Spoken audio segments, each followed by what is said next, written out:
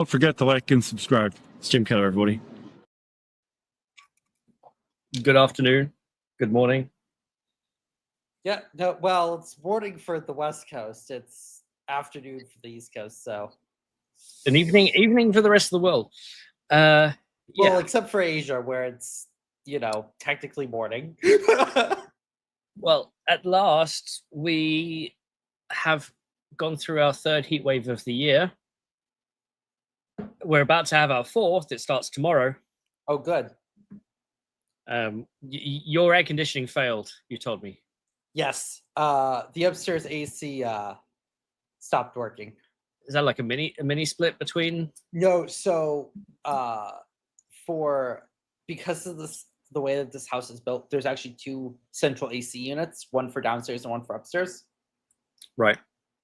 The upstairs one the fan decided to just. So you're sleeping in your office. No, I'm sleeping on the couch downstairs.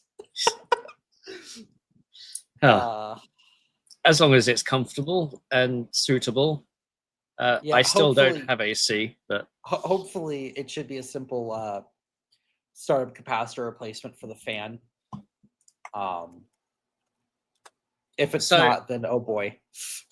So I've been suffering because of the heat in the UK, but let's see. I did buy something recently. Ooh, was this a Prime Day? Was this a Prime Day special? Specifically to help me sleep, but not to do with the heat. And I just know some people are going to think this is insane. Nasal dilator vents. So small plastic things like that you put up your nose. It's got a little loop attached, so they don't get stuck up there. They're also you can also see the top is flared. The bottom is flared versus the top. Flared bases are always important. But the point is, if you sleep and you snore, and your nostril restricts some of that breathing, you put this in overnight, and it keeps your nostrils open the whole night, and it's really straight. I think I'm 3 nights into these now. For 2 nights, I've woken up and they've disappeared. As in, I rub my nose during the night and it falls out, or it just falls out. And one of the night, and it's all been fine. So, but heat is another thing. This is something that's just breathing while sleeping. The idea being that better sleep means happier mornings. There's one fact that I actually got, and this is all the pre-show, by the way, in case anybody's just joining. One fact I read that I was younger, and I mentioned this on an Instagram post at one point, and people got really mad at me. Let's see if you agree. Most men breathe through one nostril at a time, and it changes every 3 to 4 hours. Cue men going, is it that one? Or is it that one? So for me, I'm breathing through my left nostril right now. Women, on the other hand, tend to breathe through both all the time. Oh, see, for me, I breathe through both. So yeah, the comments I got on this Instagram post, this is like a couple of years ago now, essentially were a bunch of people saying, what are you talking about? Ain't you weird? and it was one of these fact books that you had when you were like 6 years old that just were on the shelf for some reason. And yeah, I've always remembered that. And I don't know whether it's the placebo effect but I'm pretty sure other people do breathe through one nose at a time. But yeah, no, these are, if you try snoring, I don't know. Well, speaking of weird things, I would like to introduce a pre-show semi-regular segment. And it's going to be called What Weird and Special Hardware Does Chips and Cheese Have Access to Today? And while I don't have it here, because I don't physically have it, Chips and Cheese has access to a Huawei DPU, which is very fun and interesting. So hang on, a DPU is essentially a smart network controller. Yes, it's a smart NIC. So you have access to an Ethernet port. What does that mean? An Ethernet port with, so if you remember the Kungping 920, remember how it had chiplets? It actually has one of the Kungping 920's compute chiplets as the compute backing for the SmartNIC part. So it has 24 Taishan V110 cores. That's a RISC-V core, isn't it? No, that's ARM. That's ARM v8.2. I think it's 8.2. So super old.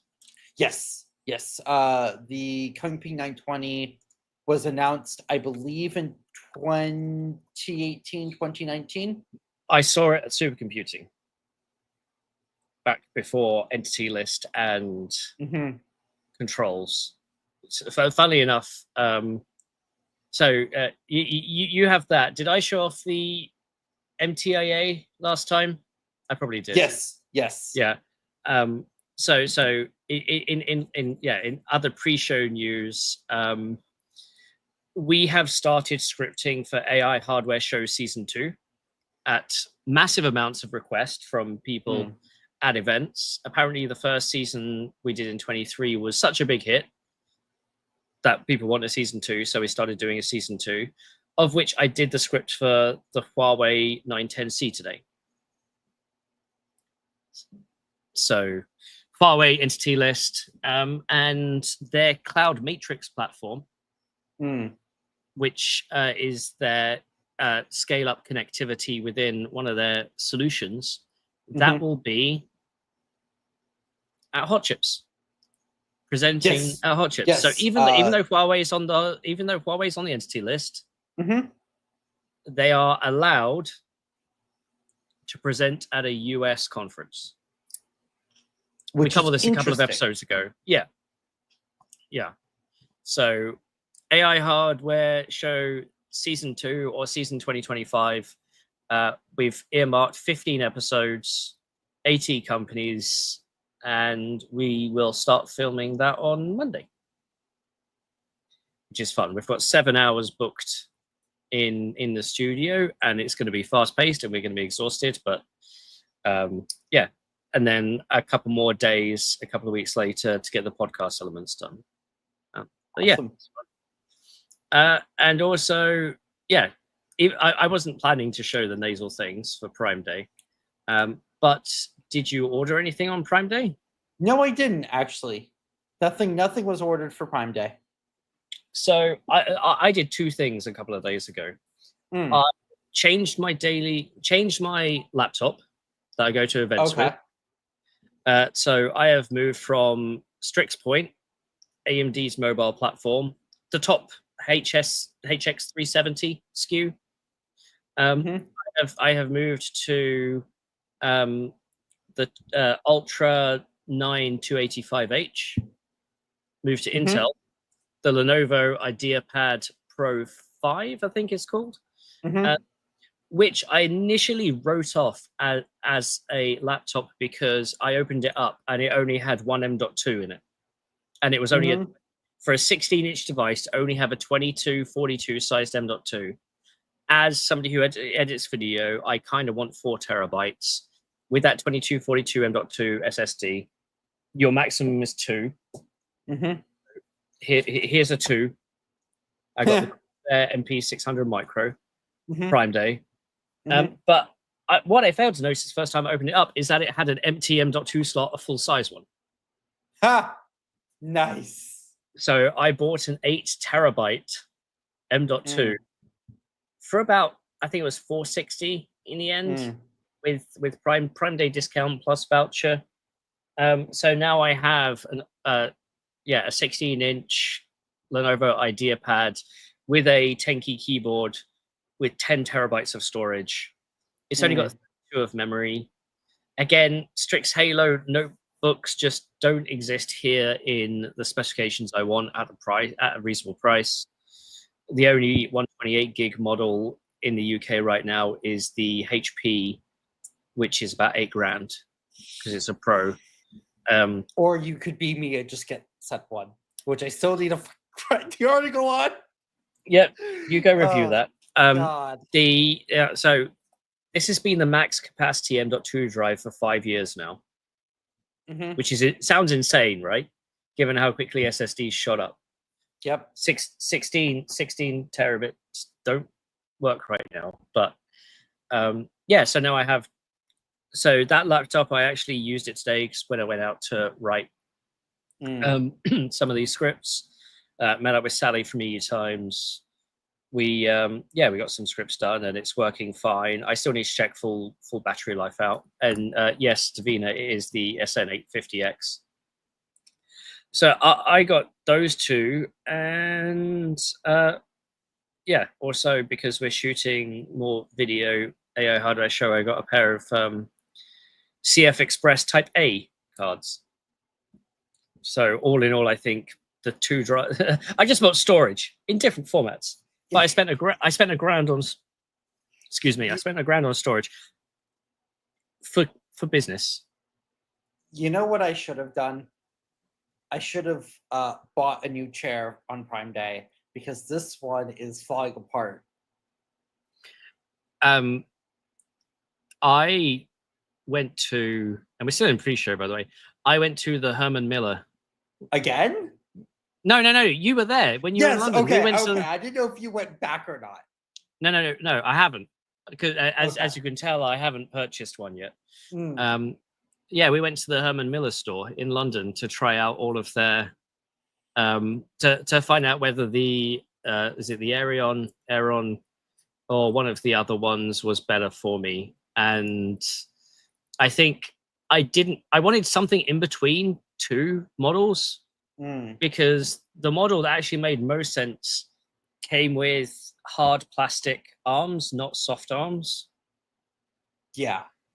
But if at the right time, you can apparently find office clearance sales that sell them for a couple of hundred, 200-300.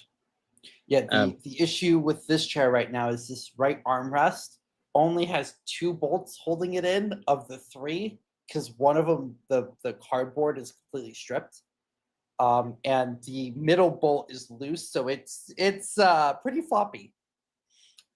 Mine completely broke randomly one day, so I don't actually have an armrest. That happened, I believe, just before a tech Poutine. A Poutine, yeah. Yep. So, yeah. So there's that. Pre-show. Yeah, hardware. Prime Day, Air Hardware Season 2. So let's get into the full episode.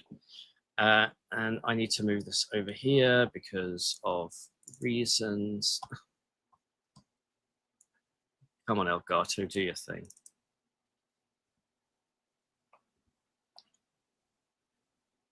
There we go. So hi everyone, and welcome to Tech Poutine, the weekly-ish podcast here over at More Than More and Tech Potato, where we usually talk about processors in silicon, how we teach special rocks to think in very special ways. We're called the Tech Poutine because my name is Ian and I run a channel called Tech Potato, and my co-host today is George from Chips and Cheese. If we had a guest, they would be the gravy, hence Poutine. Also, if we had a sponsor, here's where we might put it. If you do wish to sponsor the show, do let us know. It's just us again. So as always, I don't actually. I gave away some. We'll get to that in a second. We do accept and read super chats made by our listeners and watchers on the channel, but only if they don't demonetize us. The show usually lasts a good couple of hours, sometimes more. But stick around, and we'll get to your Q&A. But today's first question is, George, how are you doing? I'm doing okay, all things considered. Doing all right. We are in what is effectively now a travel lull. The industry, for all its cycles and trials and capitulations and everything else, is the industry is going to be on hiatus for a few weeks. Yeah, I think the next big publicly known event is Hot Chips. Hot Chips. And then GlobalFoundries has a tech summit that week. Then we have AI Infra Summit, second week of September. And then there's Qualcomm. Intel. I got an invite to an event I can't tell you about. I may have to, while in Phoenix for Intel, I may have to do a day trip elsewhere and miss something. So that's going to be fun. But yeah, we have what, another 5 weeks of nothing, no travel, and then pretty much 6 weeks full. And then more if you want to also do things like RISC-V North America Summit, OCP Summit. Yeah, I was thinking about going to RISC-V Summit. There should be some interesting folks there. Let's see what else are on my list. Semicon West is also going on in Phoenix. Yes. Intel Vision Innovation, one of the two. I thought those were canceled. No, it's coming back this year. Oh, Innovation's coming back. Okay. Yeah. Yeah. So I'll be with Intel doing something else 2 weeks before. And for everybody else who doesn't go to that, there's going to be Innovation. So yeah, it's bearing in mind that as of a few days ago, Intel just laid off a bunch of marketing staff. Yeah. Then also apparently the fab operations team in Oregon, 4 times as many people are being let go than originally announced. Yeah, Litbu is cutting quite hard. So a lot harder than a lot of people were expecting. Part of the problem is it's not clear if this is strategic or just in isolation.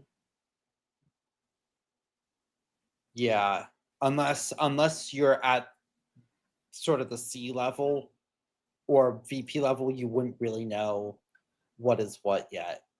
Well, so last time Intel's cuts were the redundancies. It was an open redundancy plan, and then a closed, then a mandated. This time it's just cut. Layoff. If you is it Glassdoor, the company review website? Yes. There have been some comments on there.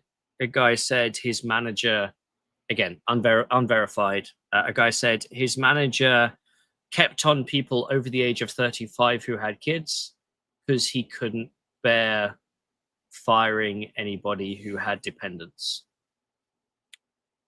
That's a weird way of cutting people. Yeah. Get over yourself. Because any way you cut that, that's bad. Okay, you may have to get rid of some people who have families, but it's a big industry. It sounds callous, right? Nobody should get fired. But you know, if Intel doesn't do something, then 100,000 people lose their job. Yeah. We'll see. They have financials on next Thursday. Oh, so financial. Yeah, financial season. Yeah, I've already done a couple of consultancy calls this week. I've got a couple next week as well. Yeah. So stuff is happening. Also, I think tomorrow is Rapidus opening. Oh, fun. So the 2nm fab in Japan, you may have caught my video over at PC World on that. It didn't get a lot of traffic. I'm actually really looking forward to their Hot Chips presentation, their keynote. They're giving keynote. So CEO. Excited about that one. CEO of Rapidus. So let's go on to our first big topic of the day. Actually, I was going to suggest maybe we should cover 2, and then as people trickle in, we should cover 1. Okay. So start with topic 2, and then move on to topic 1. Yeah, I will pull that up. But yeah, give us the down low when I put this up. So SiPearl which is Europe's first HPC startup trying to make a notionally European CPU, has finally taped out their first CPU called Rhea 1. This CPU is meant to be the CPU that powers Europe's exascale supercomputer called Jupiter. And this chip has been fraught with difficulty, I think is probably the best way to say it.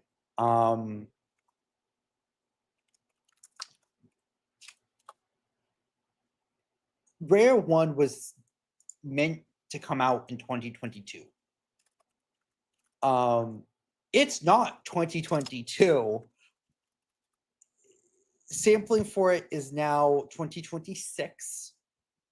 So assuming that they don't need to retape or they don't need anything else, then they should be sampling in 26 and likely launching in 2026.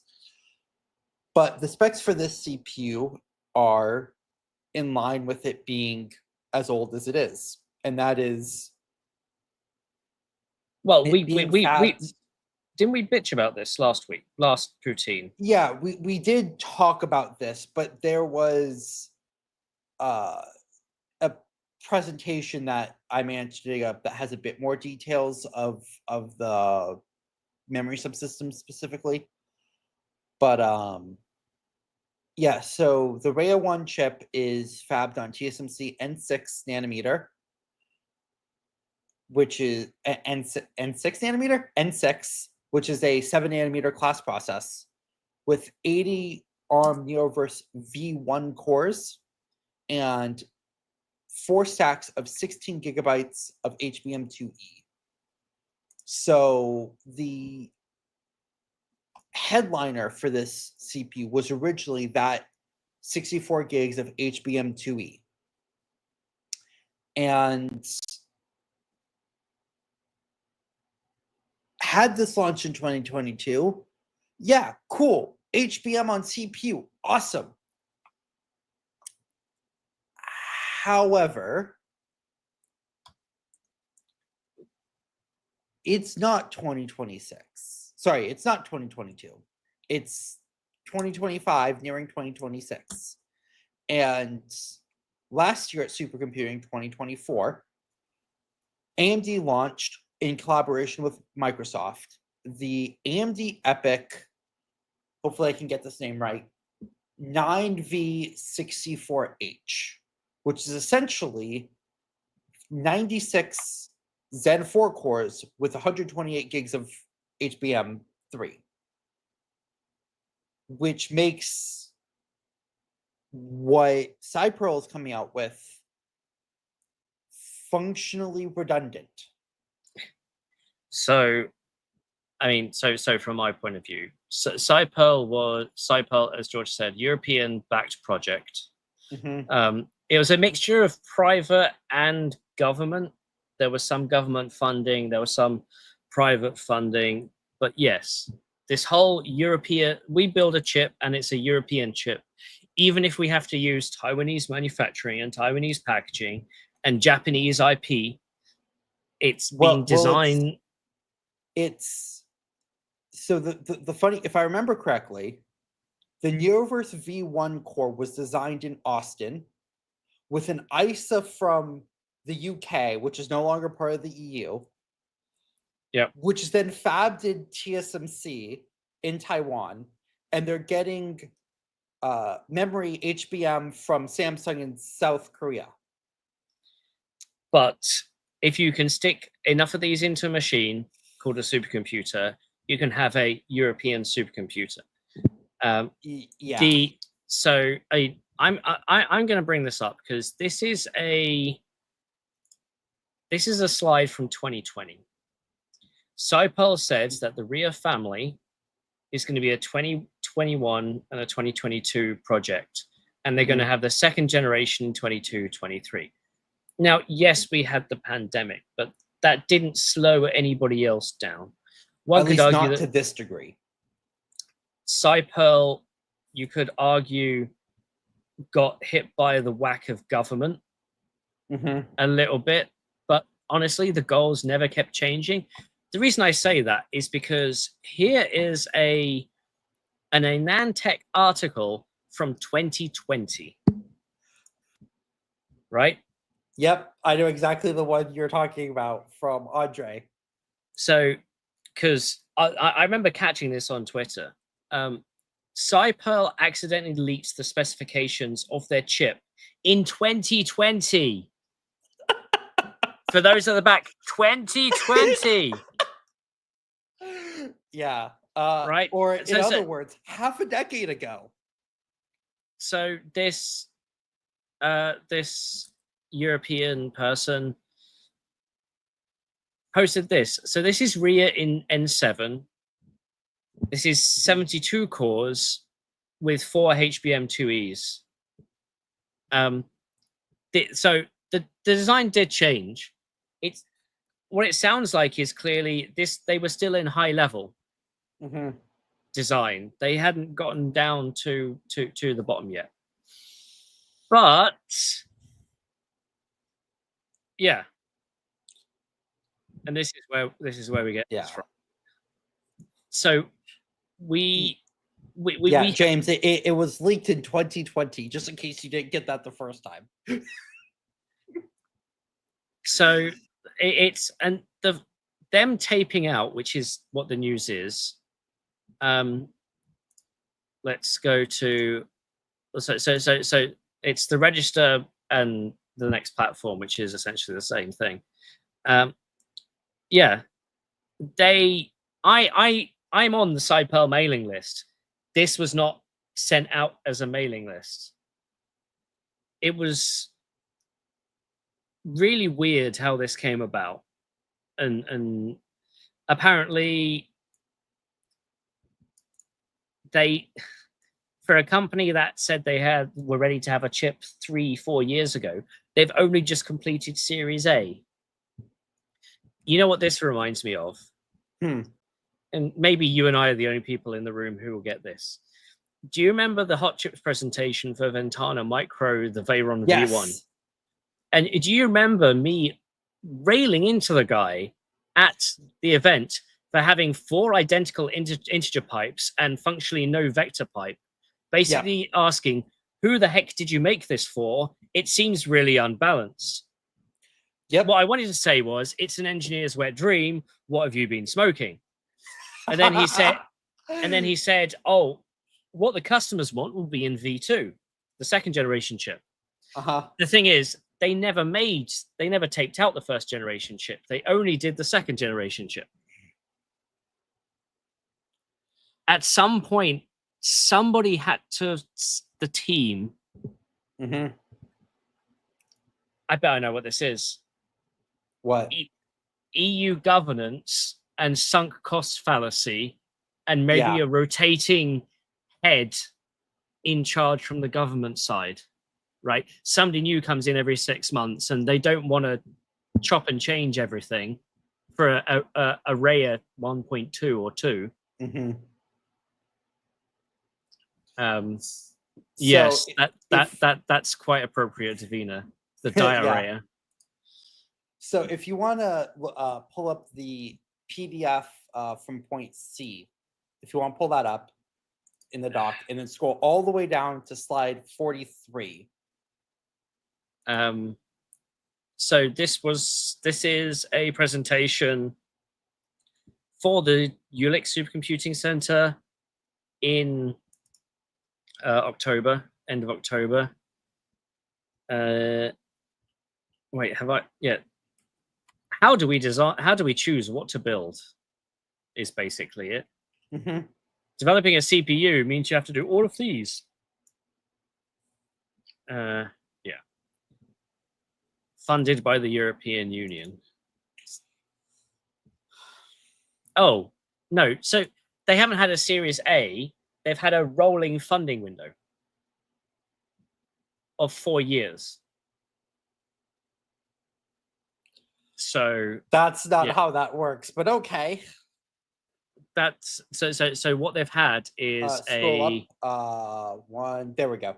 It's labeled 43, but it's What? so Yeah. What I was going to say is they've basically had a GoFundMe. Yeah, but so this is the a more slightly in-depth documentation about what Brea will look like, and I would like. Okay. I just want to address this by Davina because she says I suspect money laundering. 130 mil for a reticle-sized N6 chip for a company that's been around for this long is perhaps about right. If you're hiring the right people and they cost a good penny. If you're hiring the wrong people, you could pocket it. Yeah. So as we can see, they're targeting above 2 gigahertz, which at this point in time is standard. The cache hierarchy, 64K for both L1s, 1 meg of L2, and then a last level cache of 84 megabytes. Does that mean that it's actually 84 cores? They're disabling for yield? Potentially. Fun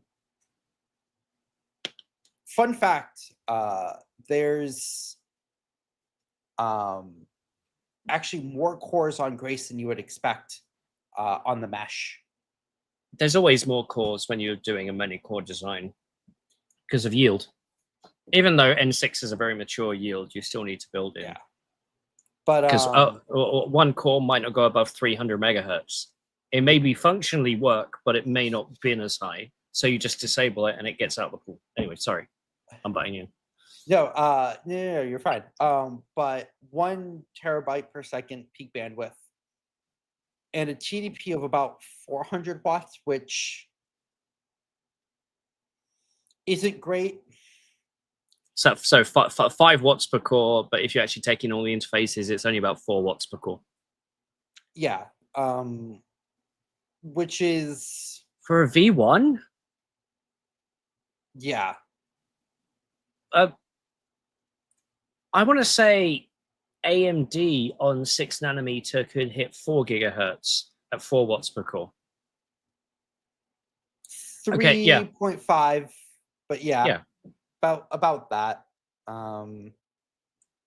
So physical design is a pain in the butt, but with good physical design, you can gain the equivalent of a node or 2 in power efficiency.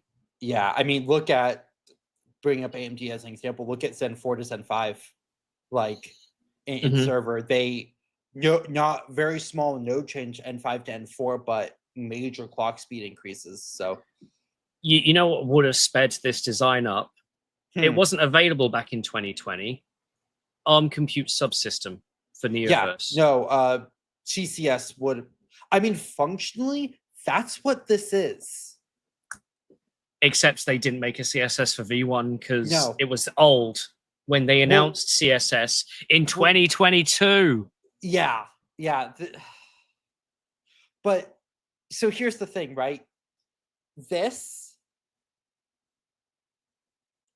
is in 26. You know what other processor is coming out in 26? The Venice.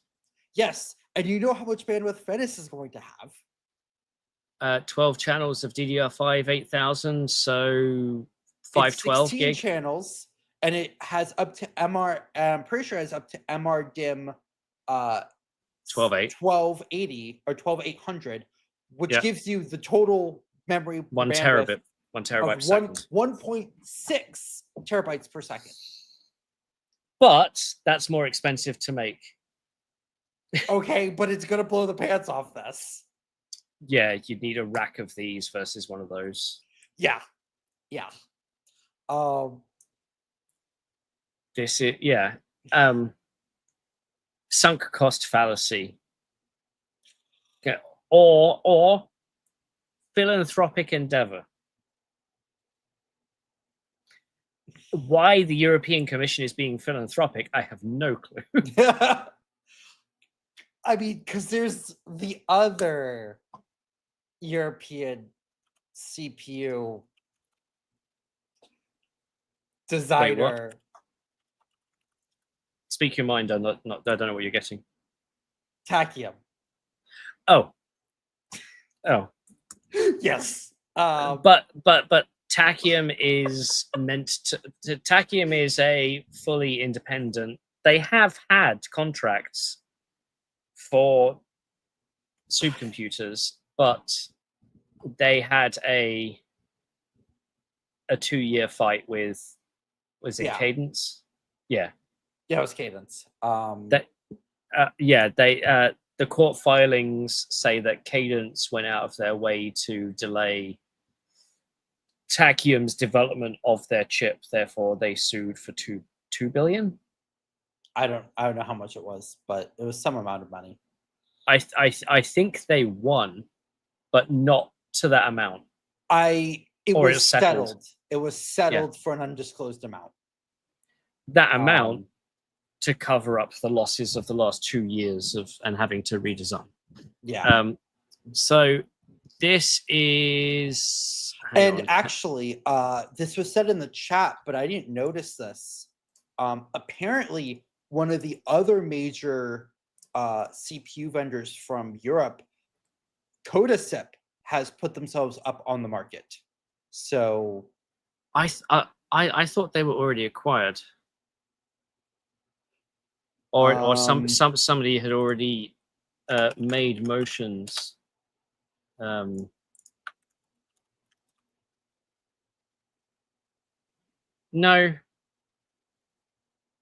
This was 1st of July. It was announced. Okay. Yeah. It's a RISC-V design house called Codasip. So on SiPearl, for those of you who don't know or don't follow startups, this is a website called Crunchbase, and it tracks funding and whether a company is likely to grow, fail, IPO, whatever.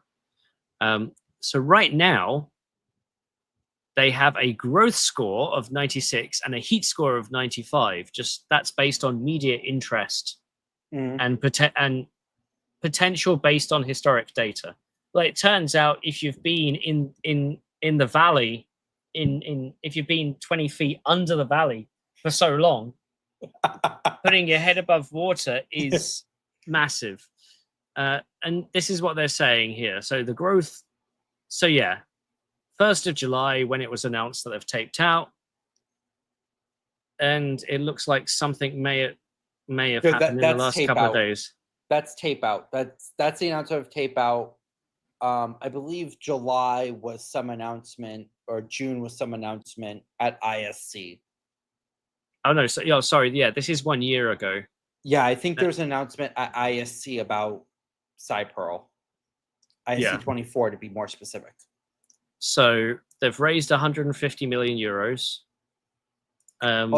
Also, their leading investor is Cathay Venture, which is not a European venture capital fund. That doesn't matter too much. No, but they're harping on about being European, and their biggest backer is not European. At least their public backer. Oh yeah. Okay. So July 8th, along with the tape out, they announced the Series A, but they'd already had the Series A 2 years prior, and then a grant, then a Series A. Then what? So European Innovation Council. So what's that? 35 mil. Yeah. Plus a seed. This looks like the seed rounds, doesn't it? Yeah. Yeah. So can Europe's chip champion challenge? No. I'm not even gonna let you. No. I'm not gonna let you finish that sentence. The thing is, if the UK was still part of the EU, would that be ARM? Would that be GlobalFoundries? Anyway. Yeah. So silly. But hey, a tape out is a thing. let's not negate from the fact that tape out is a thing. I will be more than happy to show one on a video, SiPearl. I won't even test it. I will just show it off. I'll be happy to test it. We'll get into this story later, but you won't be able to publish the results. Yeah. So, that's gonna get me for all you folks that like me ranting. That's gonna get me riled up. So yeah, so Cathay Venture is a Taiwanese private equity. Yeah. So. The Series B is due to kick off soon.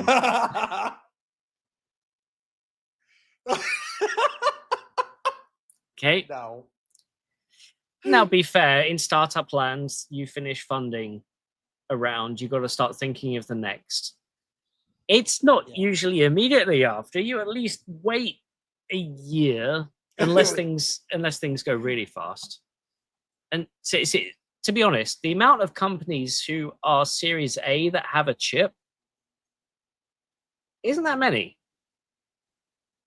But are they really Series A?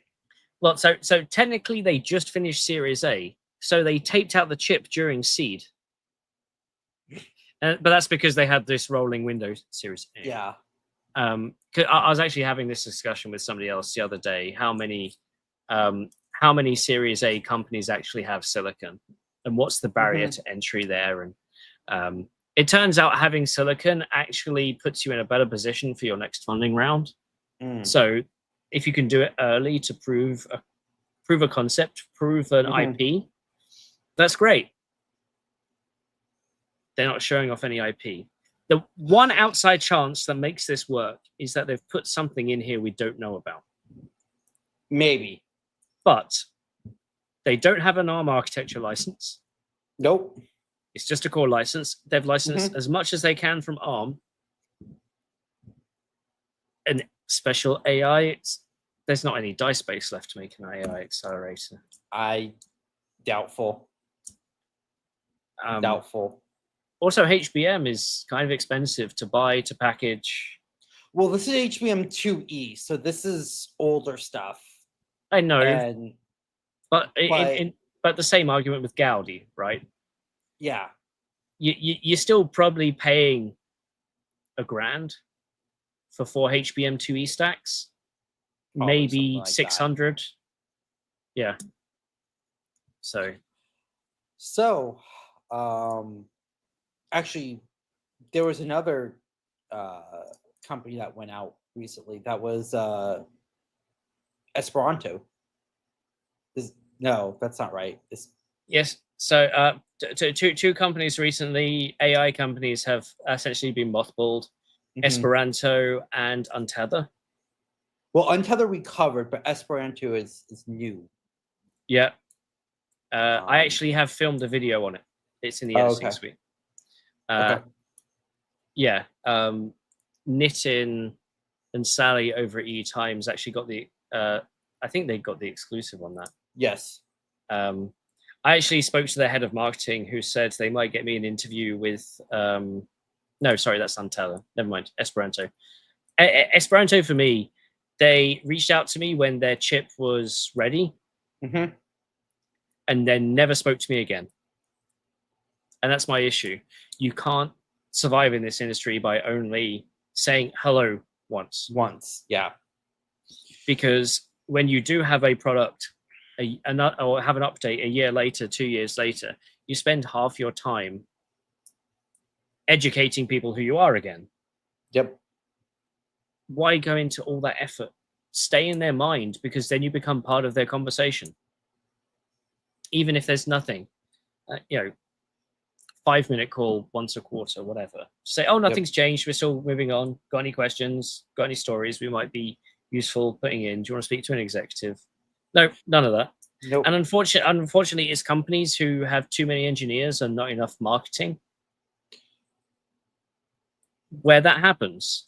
And people hate me for saying this, like, marketing ruins everything. And you can see any amount of videos from Linus, from Steve, from the other guys at Hardware and Box, from Roman, basically saying all marketing is there to do is to lie to you or to twist their story. If a company had no marketing, you wouldn't know anything about them at all, ever, unless you actually got their product, and anything you knew would be stuff you tested or stuff other people tested, right? For anybody with a business, marketing is a vital part. Communications and marketing are vital parts. That's the only way you know anything. It's the only way.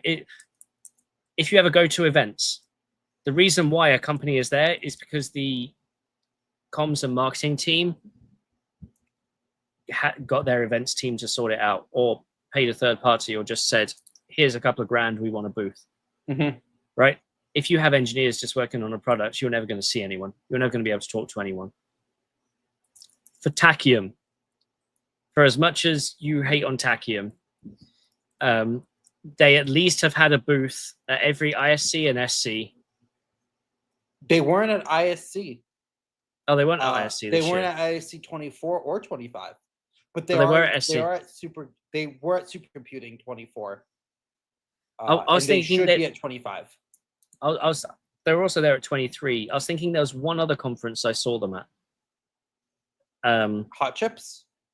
No, because it was hot. They basically released themselves or went unstealth in 2018 at Hot Chips. And yes, it's only a couple of salespeople who don't know anything about the product.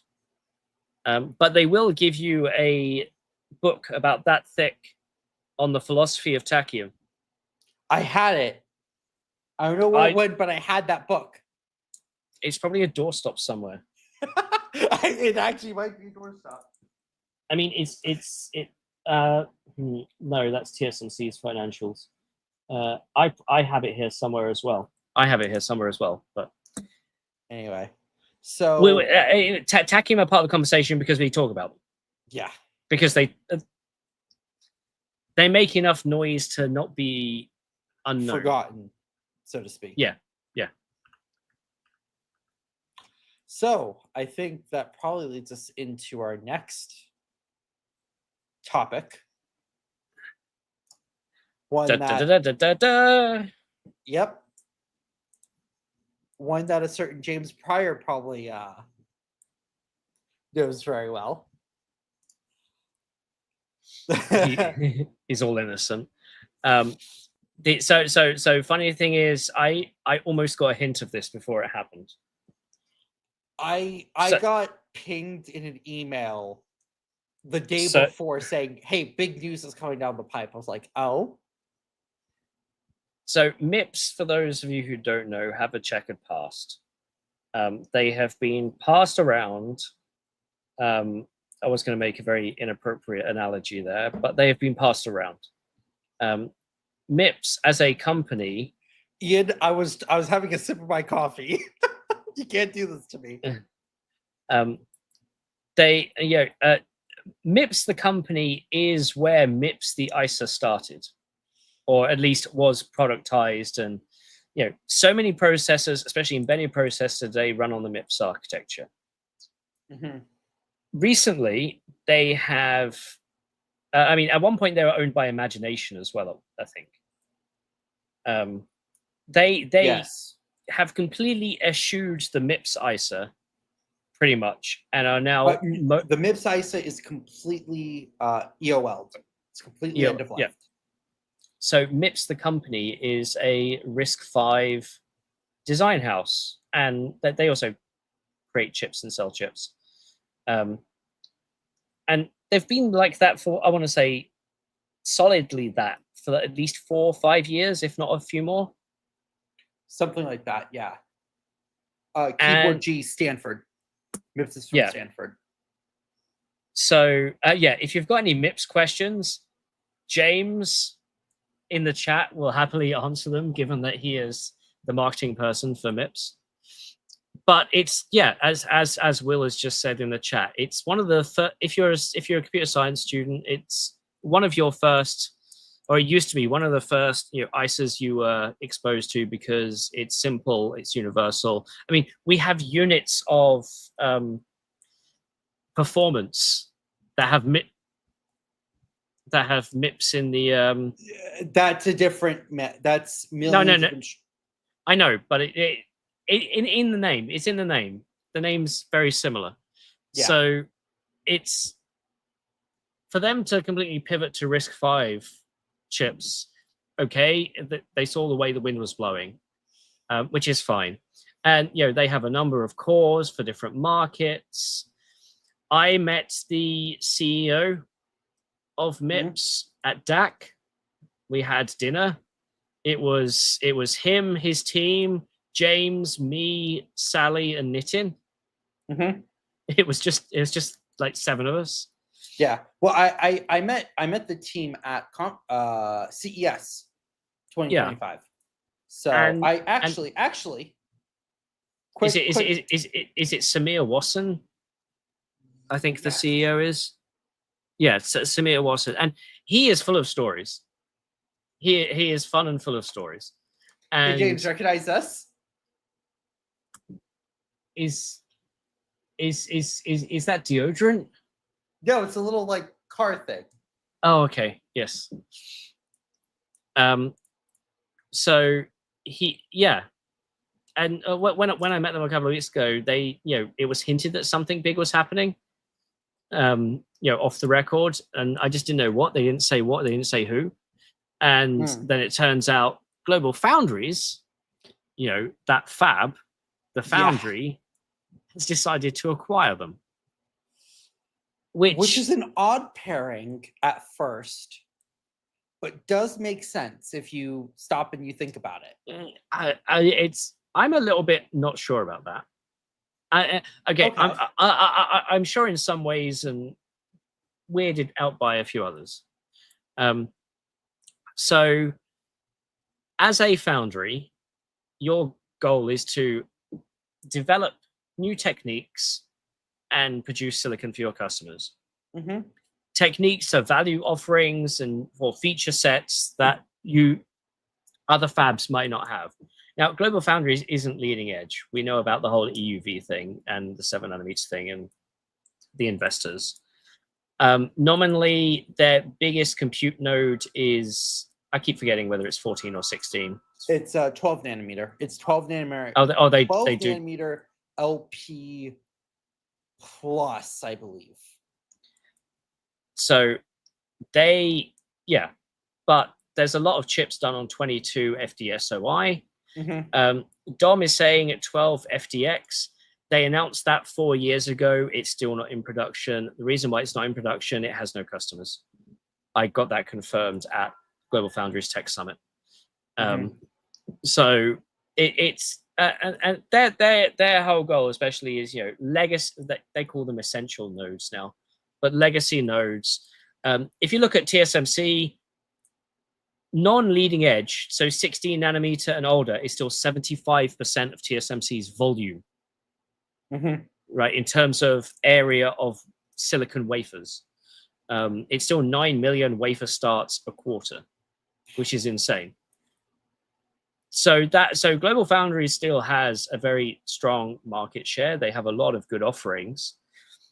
One thing that foundries don't tend to have is IP, as in IP blocks of designs. They have IP in terms of foundry process. They have IP in terms of packaging process, because they rely on the EDA companies, Cadence, Synopsys, Siemens, and the others.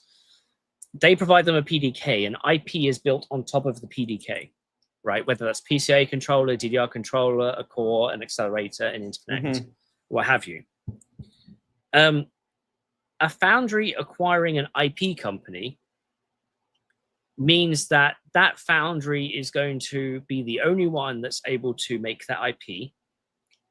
So, I wonder if anybody is interested in essentially foundry locking themselves to specific IP.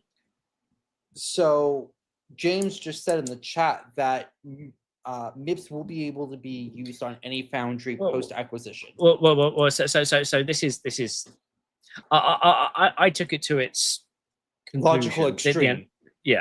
What is actually happening in this acquisition is MIPS is still operating as a standalone. Okay. They are just owned by GlobalFoundries. And they will obviously optimize their designs for GlobalFoundries first, but GlobalFoundries will pump in money to help push the ecosystem. So it's like Altera by Intel, MIPS by GlobalFoundries, right? Yeah. That's the arrangement for now. So, but they must have seen something in the wind about, well, we all know that RISC-V demand is increasing. The question is always the right cause at the right time in the right place for the right power and the right price. GlobalFoundries, I believe in this instance, is thinking, well, the more vertically integrated we are, the better we can offer. Right? Yeah. And Berwick 53 does offer up a good point. How funny that AMD spun off GlobalFoundries, and GlobalFoundries is buying a CPU company. There was a LinkedIn message from Jun Lau, AMD. So he's asked the Untether acquisition that was done by AMD. Sorry, I did see that a few minutes ago, but I was on a roll. So yeah, because GlobalFoundries now own MIPS, is MIPS going to design a high performance server core? No. Is MIPS going to design a high performance smartphone core? No. Are they going to design efficient embedded cores at a range of process nodes for a range of use cases, such as automotive this and embedded that? Yes. Was MIPS doing that anyway? Kinda.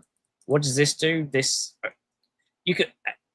The one thing that has to be clear here is how much will GlobalFoundries be involved in the marketing and selling and stuff.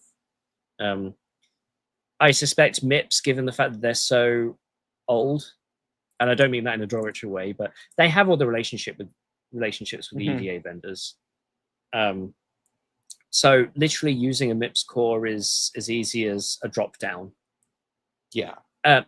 You could argue that this lowers, for all the chips that MIPS produces rather than the IP, it does reduce their costs. Because there's GlobalFoundries doesn't have to make a cut in the same way. Yeah, no. There's one less margin on that. And maybe that's a route for some of this stuff. You could also say that GlobalFoundries has enough money to go acquire companies. Yeah. Which the value wasn't. Yeah, I was about to say the financial. There's been no financial disclosure on as of the filming of this. So yeah. It is still subject to. The acquisition. It still needs to close. But I don't see any reason why it wouldn't close. I don't see this as a major. Yeah, there's no monopoly in here, as far as I understand it. MIPS might have a design team in India, but the company is American, I believe. Yeah. Yeah. Let's see. This is Nitin over at E Times. He actually got an exclusive on this. And they filmed this a couple of weeks beforehand. Nice. So, yeah. So MIPS has been acquired. That's right. When I look at the history, what I see is that MIPS has been acquired when unique technologies or interesting markets have emerged, such as graphics, then smartphones. Now there's Similarity, Edge AI. That's where GlobalFoundries and MIPS can work together. Interest is broadening. Historically, it's North America, Japan, China, and Europe, but now it's broader and more global. Think India.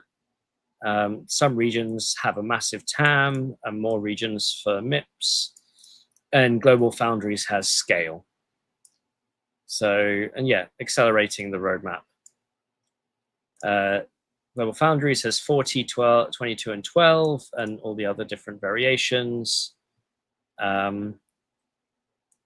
GlobalFoundries says it will expand their capabilities to offer customers more flexible open platform solutions with differentiated products.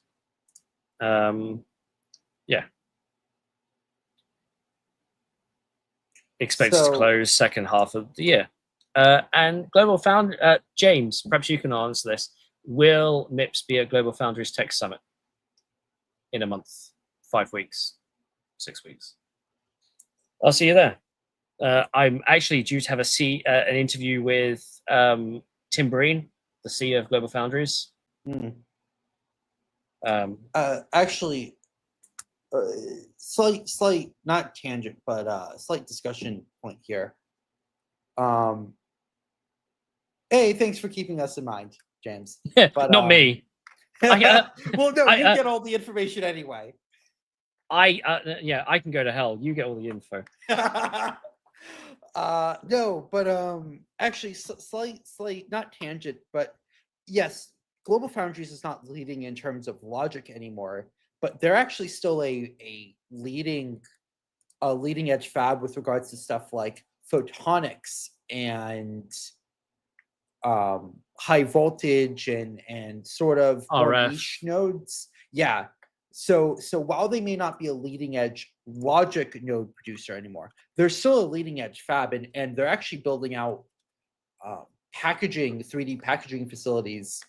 And at last time I checked, which was a couple years ago, they had at least functioning 3D technology on par with TSMC. Granted, that was a few years ago. So there is a picture that, if I can find it, it's a really old one. It's the pyramid of process nodes. Unfortunately, I searched for GlobalFoundries. It's thinking, you mean a global foundry? Yeah. But yeah, it's 70% of a modern smartphone is not on leading edge. Yep. And the majority of the car is not leading edge. Yeah. Right. The controller that moves your seat back and forward is built on 40 nanometers. Or the engine control unit. That's probably 65 nanometer. The Windows 95 interface on your bus in the morning. Yeah. Is probably some AMD Geode type thing. Absolutely. Yeah, it's to be I'll be honest. I go to GlobalFoundries Tech Summit. This would be like my 3rd year in a row now. They give a lot of information. It's very detailed, and as you pointed out, it's in a lot of different industries that I don't necessarily follow. You know, MRAM versus flash, as you said, high voltage. There's RF in that. There's GAN. There all sorts. I have extensive notes, and it's hard to keep track of. But for those people in that industry, there's still a lot of. I can't find the slide that I want, but I know the slide you're talking about. It's the one. It's the one with pyramids and pyramid and dots. Yeah. You know, RF auto, high voltage. It's so old now, but it's the best graph they've ever had because it keeps but I never know what to search when I want to search for it. Yeah, embedded non-volatile memory, logic, RF, high voltage, MEMS, BCD. That's not Big Boss or Big CMOS. This is outside my realm, but well, yeah, that didn't help. Thanks. Oh, bipolar CMOS, DMOS. Yeah, that sort of stuff. Lots of people use it. So. Do we have? So we're about now we're in 5 minutes into the show with, well, about 55 minutes into the show. This is probably a good time to have the mid-roll ad. Yeah. So, well, we're going to take a minute here to speak about our sponsors and the ways you can support us. We don't have a sponsor, so it's us. You get a couple of minutes of George and I talking about the best ways to support what we do. Now, the easiest way for both of us is simply subscribe to the channel. This one or Chips and Cheese, preferably both. Like, subscribe, sacrifice firstborn, that sort of thing. And if you hit the notification bell, you'll get notifications on your devices when we upload videos. If you sacrifice your firstborn, I can't guarantee you'll get notifications right away. You have to click the bell. If you're more of a fan of written content, then we do have our own written publications as well. Just search for George and I online. We might put some links in the description below. While I focus more on the business of the industry, George and his team does some hardcore microarchitecture testing. As he said, he's got a Huawei DPU in for testing. So he's going to benchmark a network card. That's fun. We already have. Well, and George's team, you did. Which AMD chip did you recently put out? MagniCore? Yeah, so you did a enterprise bulldozer type.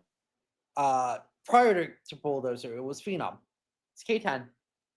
Oh, it's a Stars core. Okay. Yeah, it's K10. Yeah. Oh, so this is the good before the bad. Davina, we've already done long soon. We have a 3A 5000 and 3A 6000 article up. So yeah, we've already done those. George will get there eventually, but one of the best ways to support me is to go find some merchandise. Nothing's changed since last time I showed this off, but we have t-shirts that say this keynote could have been an email, whether you want it on the front or the back. We have a yield at what die size with an angry looking duck with a knife on the front. And we have mugs. This is a TENS Torrent black hole mug. Oh, so slight tangent. This keynote could have been an email. Did the Power 11 pre-brief? It's yes. We'll get there in a second. Okay. I've put it in the boxes. Oh, did you? Okay. So this mug, this black hole potato mug, I highly recommend getting the 20 ounce because it fits 500 milliliters, which is a full half liter beer when you need it. But sales have actually been going well. It's so for full open transparency, in the last 3 months we've sold $900 worth of produce worth of apparel. My margin is 21%. But it means you get something, right? Yeah. And then with that 21%, I feed George at our next event. Yeah. We've got some more ideas. I still haven't put our Vatican Semiconductor Manufacturing Company onto something yet, and there could be a few more in the pipe. But yeah, t-shirts. Silly me. I got 2 of the long t-shirts. I bought 2 of the long t-shirts just as we got the heat wave, and I've given out all my stickers. I need to reorder some stickers. So, if you ever see me in person, ask for a sticker. So, hey Ian, can I have a sticker? When you see me in person, ask for a sticker. I haven't actually put one on my new phone case because I changed my phone this week as well. And the NFC is doing my nutting. Yeah. But yeah, so that's shop.techtechpotato.com. Everything you buy helps me feed George at the next tech event. As you can tell, I very obviously need a lot more. Need food. It's, I mean, my day job is a consultant for the tech industry. So if you're an investor or a fund looking for some analysis or advice, please do get in touch. I've actually had a couple of calls today on that line. So I'm also available all the regular expert networks. So now we go back to the topics.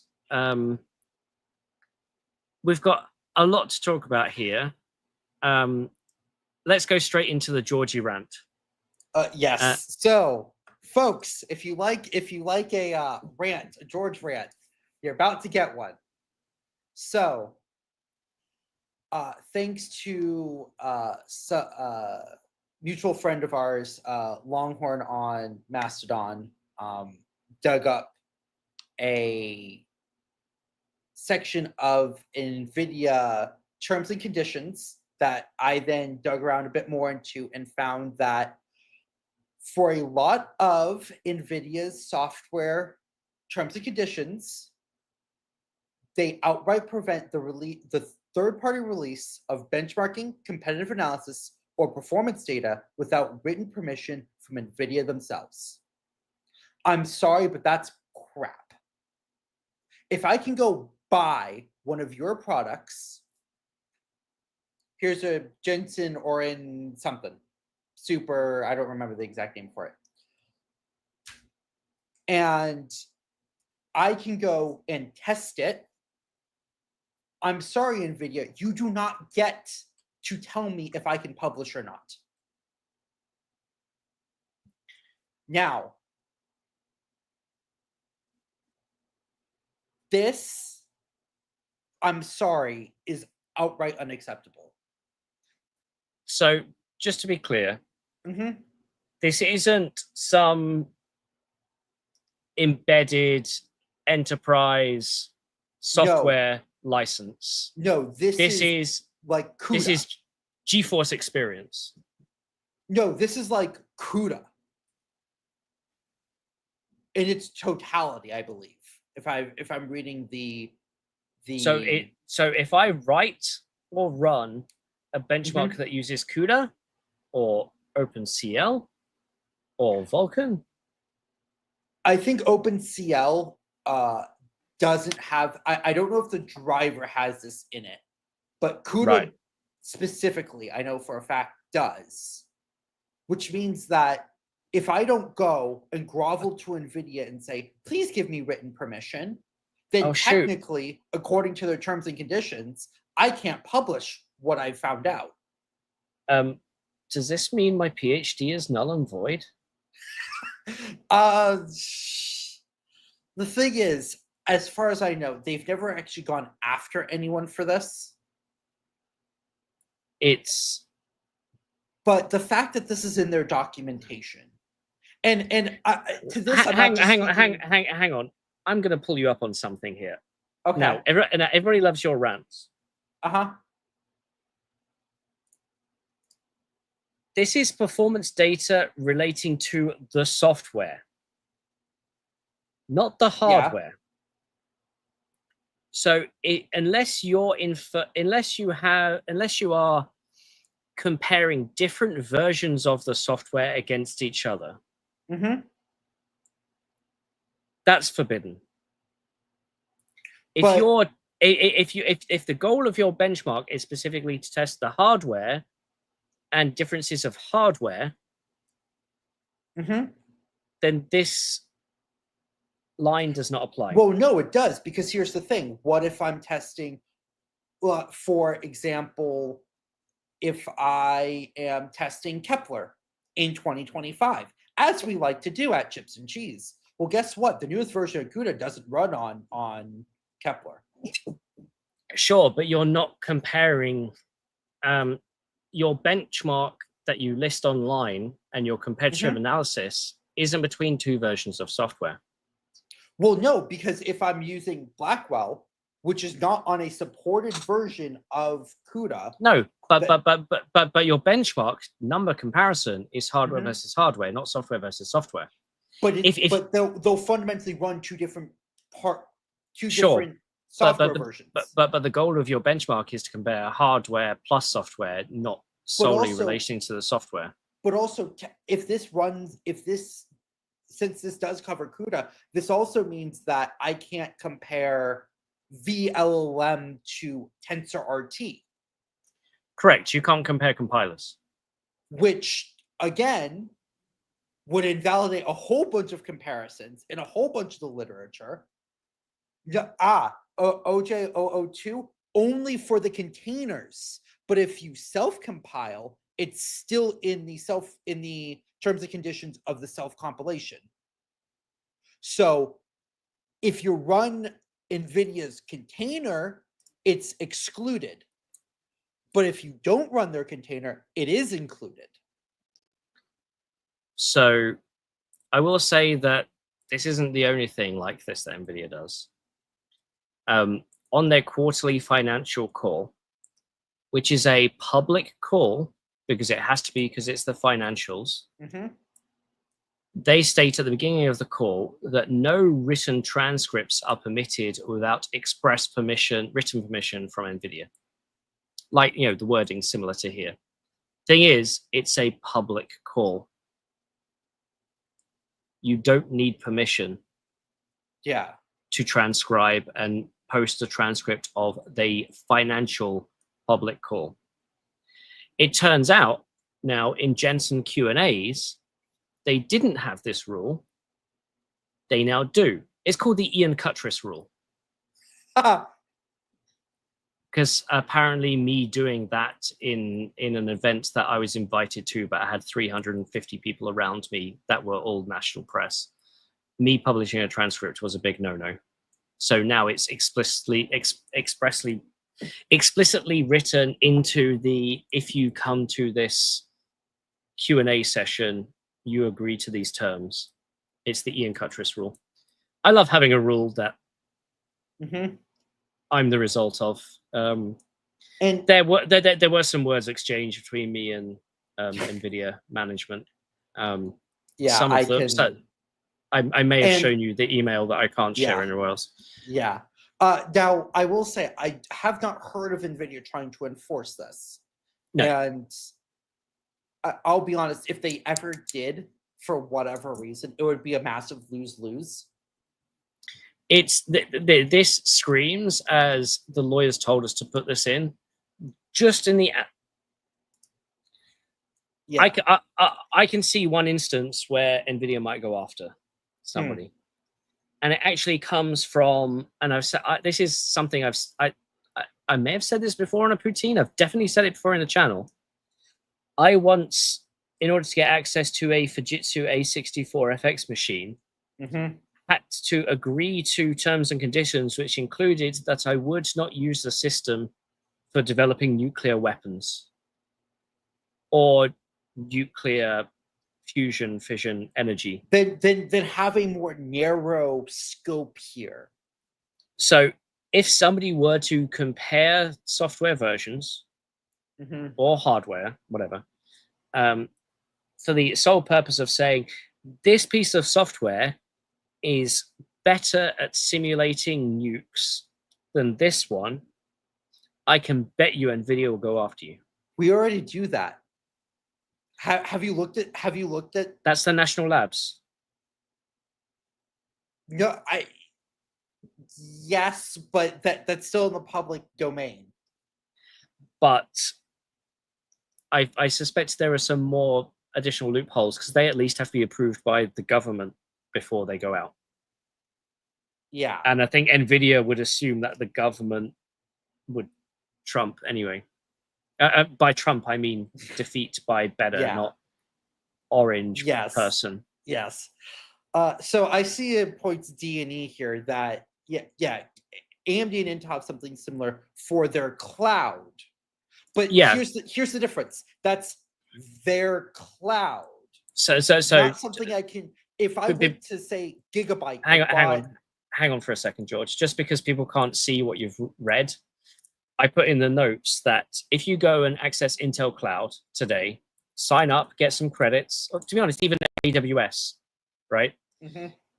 Part of that system, especially for Intel, because we've come across this, haven't we? We've had to deal with this. Because they put unreleased hardware, or at least the either early silicon or simulated early hardware into their cloud, they say you cannot post benchmarks because it might disclose something that's underlying that they don't want to be And the whole point is that the cloud is for developers, and developers are more concerned about getting it right versus how fast it is.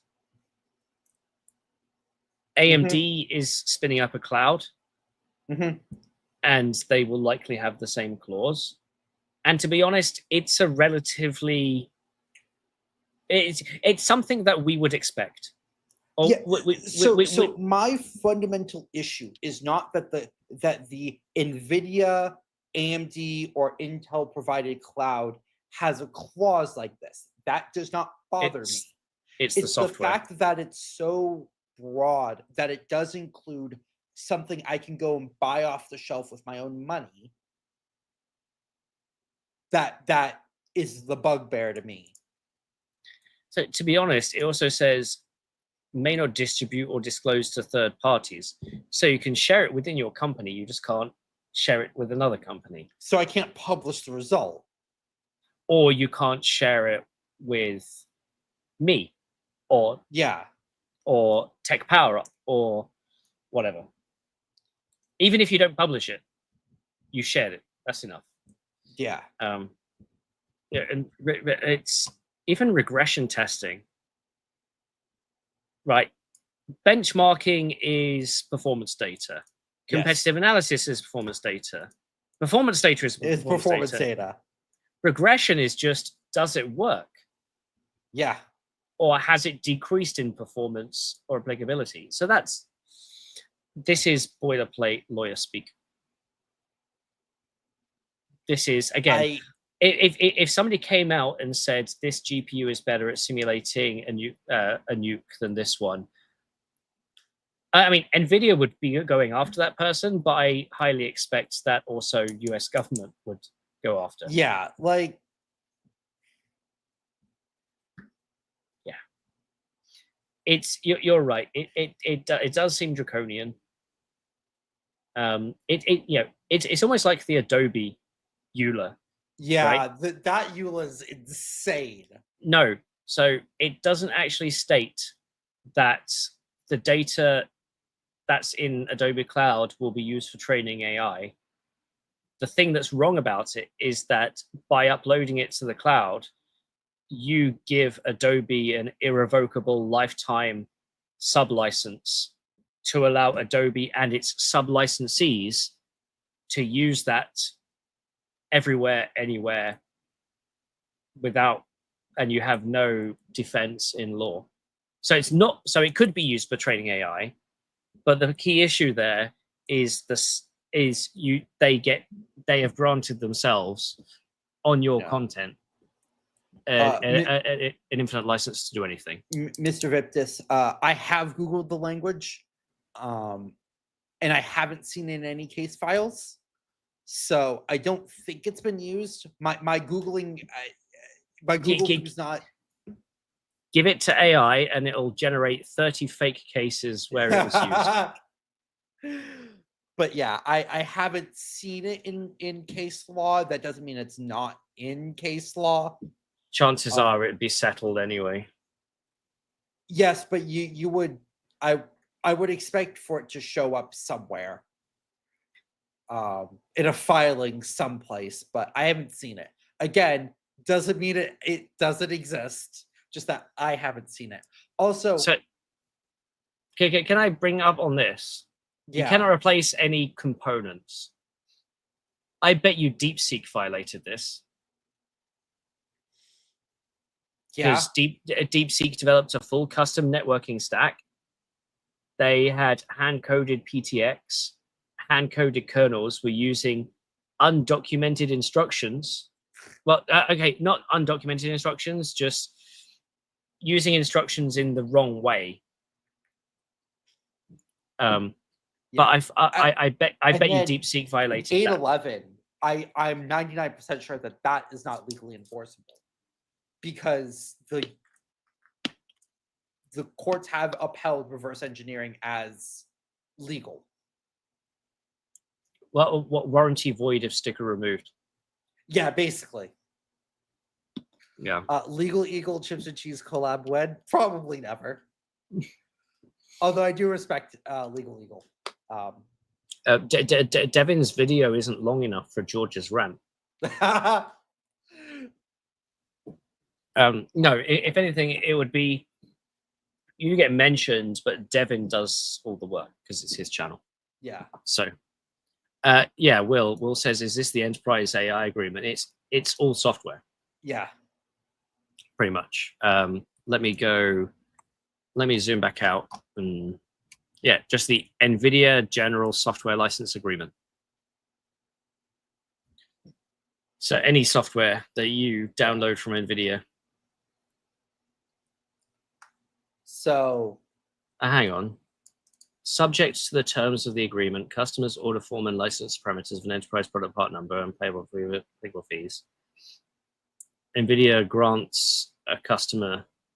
So yeah, subject to your enterprise agreement, Nvidia grants you a license to install and use. That sounds so weird. You have to be granted a license to install something. Yeah. No, you grant me a license to use it. If I install it and can use it without your license, that's on you. I mean, this is my argument. I should be allowed to manipulate all the bits in my memory. I mean, it's my memory. Yeah. Right. So if I've got a hex editor and I give myself infinite lives, am I breaking the EULA? Technically, but is it my memory? Am I allowed to modify my memory in any way I like? Yeah. So if I install your software, I'm allowed to edit whatever I want in memory because it's my memory. Right?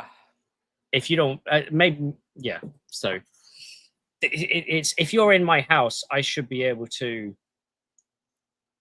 remove you.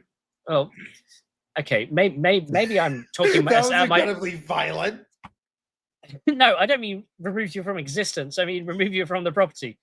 But okay, maybe I'm talking myself out of my own analogy here, because under my analogy of being able to manipulate every bit, that would be the equivalent of being able to rearrange your face. Yes. And or that rearrange is my organs. But that's more a general scope of law. There's no general scope of law saying that thou shalt not destroy bits of memory. Yeah. That thou shalt not covet my bit neighbor's bit flip. There shall be no false idols of your bits. So speaking of bit flips and there can only be one row hammer. Actually, did you see that Nvidia GPUs are now susceptible to row hammer? That news broke.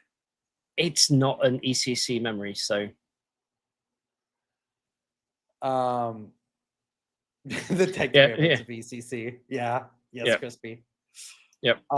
So I think, unless you want to make Power 11 a full-on topic, I think move on to tech boxers.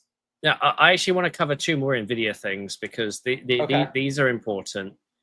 While we're speaking about Nvidia, this one's pretty brief, but one of the ways we track how important companies are is their valuation, which is basically how much the company is worth, and their company is worth number of shares times by share price. Simple. Nvidia briefly became the very first company to surpass $4 trillion last week. They are the first company to ever hit 4 trillion. This time last year, we were talking about them becoming a $3 trillion company. And along with Microsoft and Apple, and also I want to say Amazon, maybe Amazon was in the mix. In terms of $2 to $3 trillion companies, I mean, it's one of those things where the people at the end are a lot higher than everybody else. If you ever follow chess, it's chess elo. You have you have 10 people in the 2800 era. Then you have 1,000 people at 2700. Then you have 1 million people at 2600. Or all the grandmasters are above 2500, pretty much. And then you have so many people at 2400. It's a very it's a curve that only has a few right at the end, and company valuation is like this. this is all built on demand. Their P&E ratio is absolutely insane. And by any other metric, based on the PE, people would say don't invest because that's insane. Because their revenue last year they made 101 billion on AI hardware. They're set to make 160 billion this year, or 140, something like that. And then, according to some metrics, I want to say Morgan Stanley have them at 400 billion by 2030 in just AI revenue. And gaming is a tiny, tiny, tiny, tiny, tiny bit. It's still 3 billion a quarter. Mm-hmm. Or is it a year? I can't remember. But it's tiny, tiny, tiny, tiny. I think it's a quarter. Sorry, gamers, you don't matter. So slight amendment. It does. Will has sent me the CUDA and driver EULAs, the standard CUDA and driver EULAs. It does not appear to have the language that I pointed out. It looks to only be in that enterprise AI documentation. I still don't like that. Is better. I still don't like it. And if I see this in any other, like if I see it not just in Nvidia documentation, but in say AMD, Intel, with regards to just general software, I feel obligated to call it out. But yeah, let's continue with the other news. Yeah. Nvidia is 7.3% of the entire S&P 500. In April, they were actually lower, and that, again, macroeconomics and stuff. This analyst says Microsoft will hit 4 trillion this summer, and the focus will be on the 5 trillion. Lots of stuff going on in AI hardware right now. Actually, this year, most predictions say that Nvidia is going to increase their market share. So even though they have, 95, 97% of the market, the revenue share, so that's because they're charging more per unit than ever before. And as somebody pointed out, they charge more for one chip than TSMC charges for a wafer. Yeah. So all these people complaining, wafers are so expensive. Nvidia thinks they're cheapest chips. Maybe that's a t-shirt idea, cheapest chips. The other thing to talk about is something that actually came across the wire today, in the last 24 hours. Nvidia has announced that they will start shipping to China again. For those of you who haven't been following, Nvidia have written off $15 billion in sales that they could have made to China, and hardware that they have already manufactured but have to mothball because of new AI, diffusion restrictions, new restrictions that basically say, because the GPU has this much performance per unit area and consumes this much power, you can't sell to China without a license. That's the key thing, without a license. But it was widely perceived that nobody would get a license.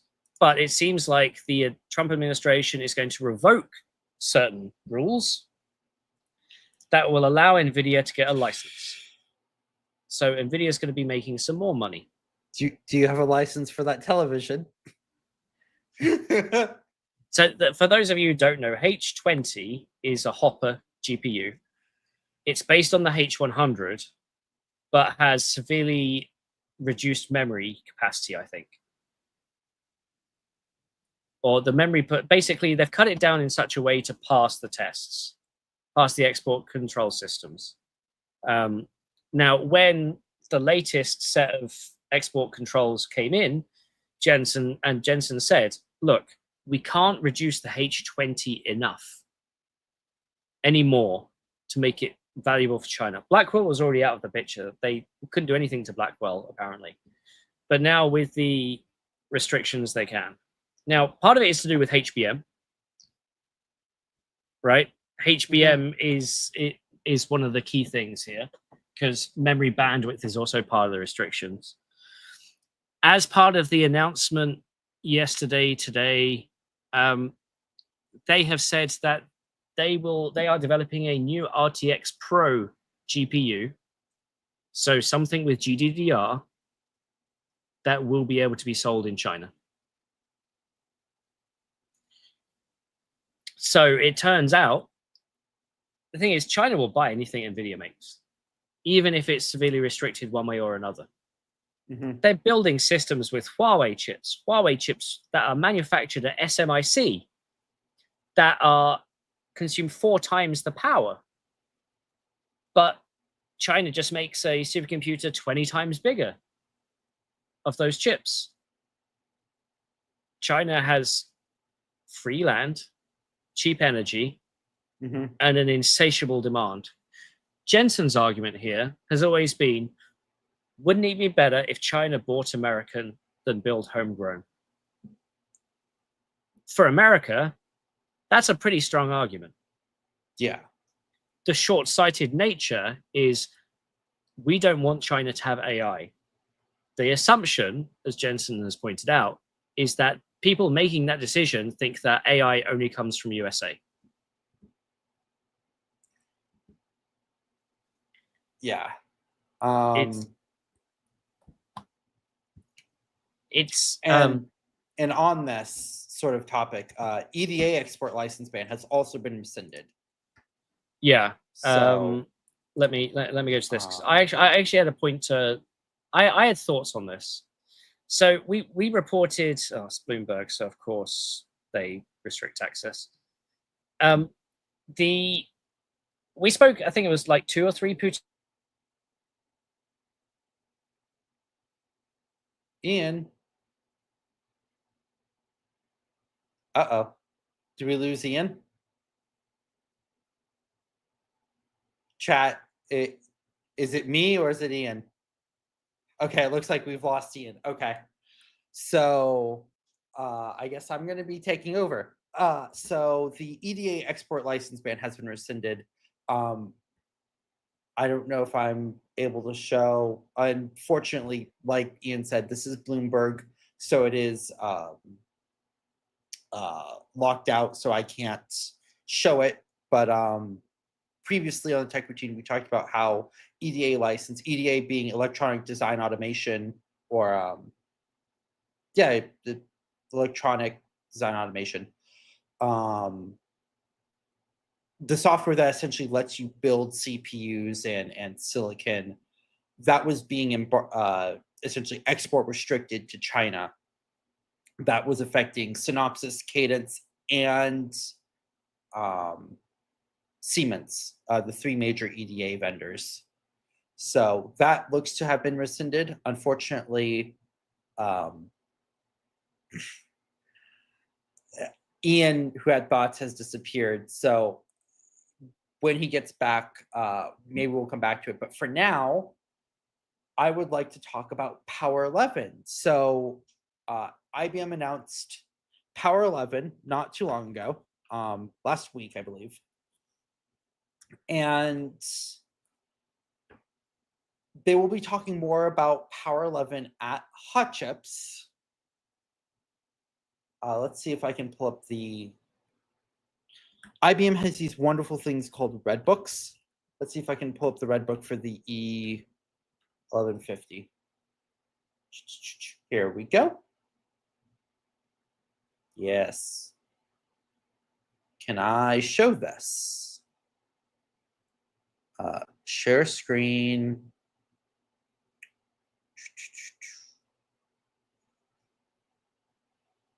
Yes, Dom, you can feel free. Is this... Hello there. Hello, is this showing? It's not yet. I can do it for you. Okay, thank you. Here is one of IBM's Red Books. This is essentially documentation for Power 11 and the Power 11 server. And lots of very nice technical documentation in here. And where is it? Yes. 5.11. Now, Do you want to zoom that in for us? So, because it's actually quite small. I'll zoom in. Now, to anyone that was at Hot Chips 2020, will recognize this image. This image is very, very similar to Power 10. And what effectively Power 11 is, in old IBM parlance, is IBM Power 10 plus.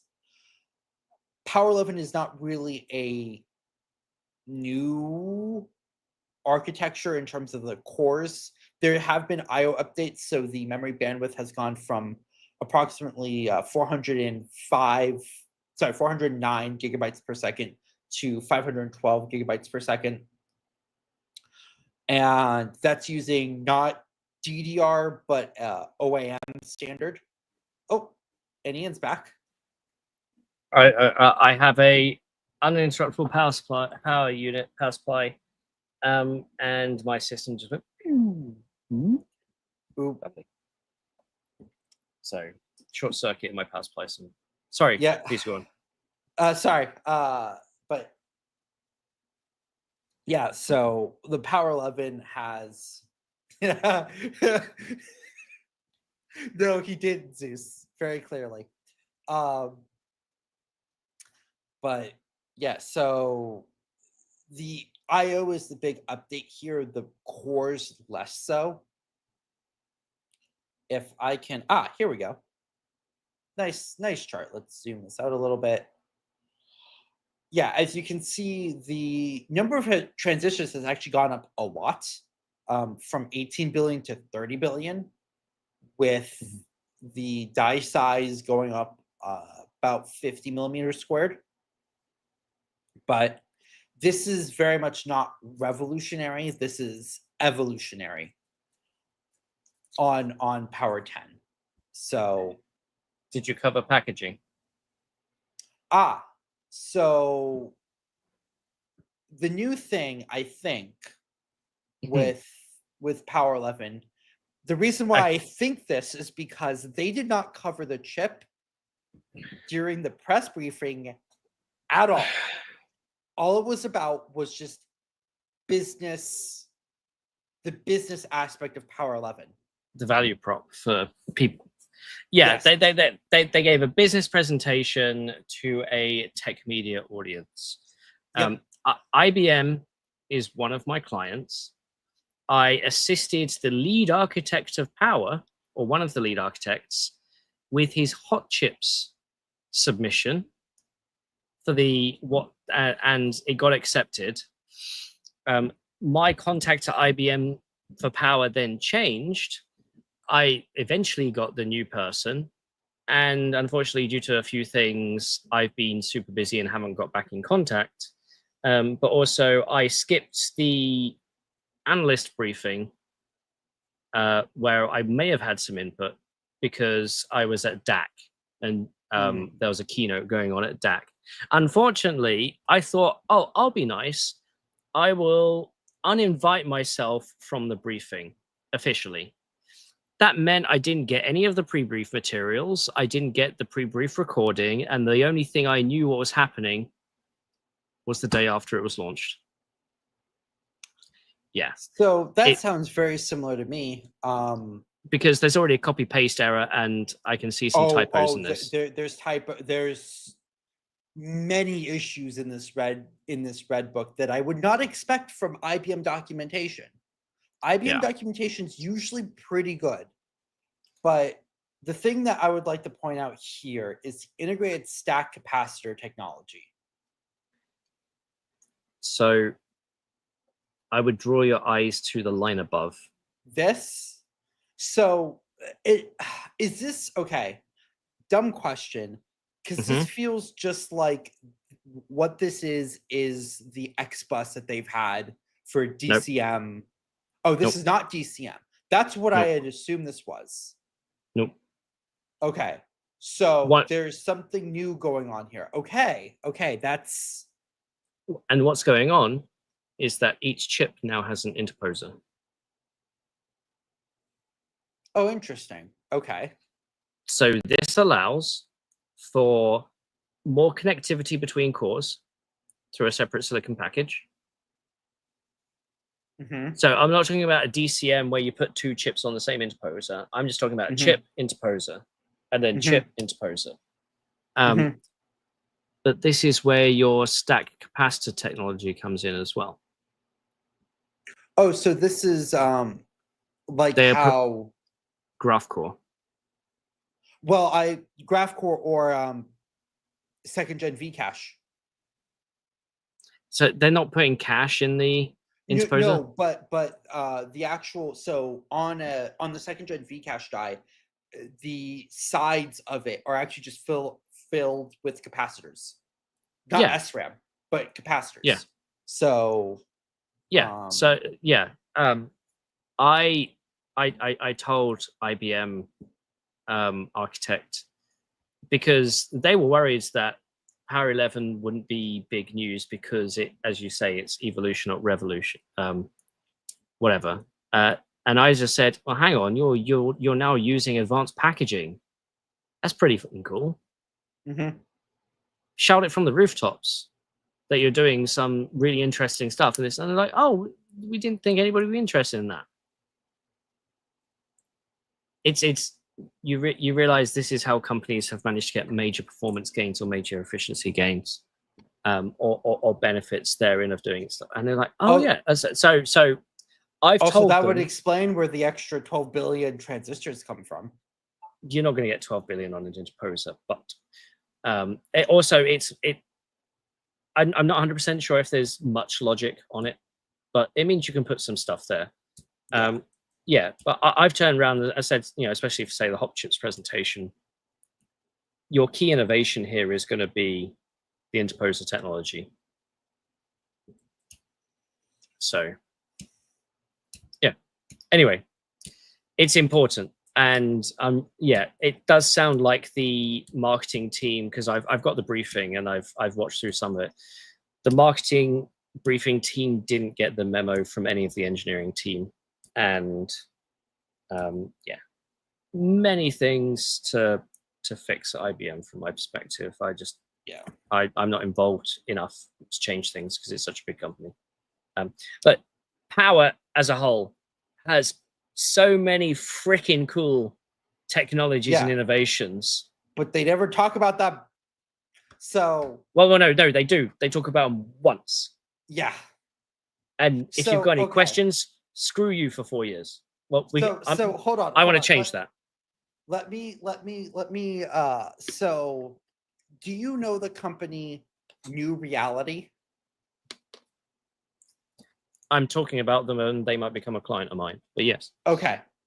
So, we potentially may be getting a server unit from them. But the reason why I bring them up is, if you guys know so Power 11 has a companion AI accelerator, Spire, which also goes into Z machines. The IP used in Spire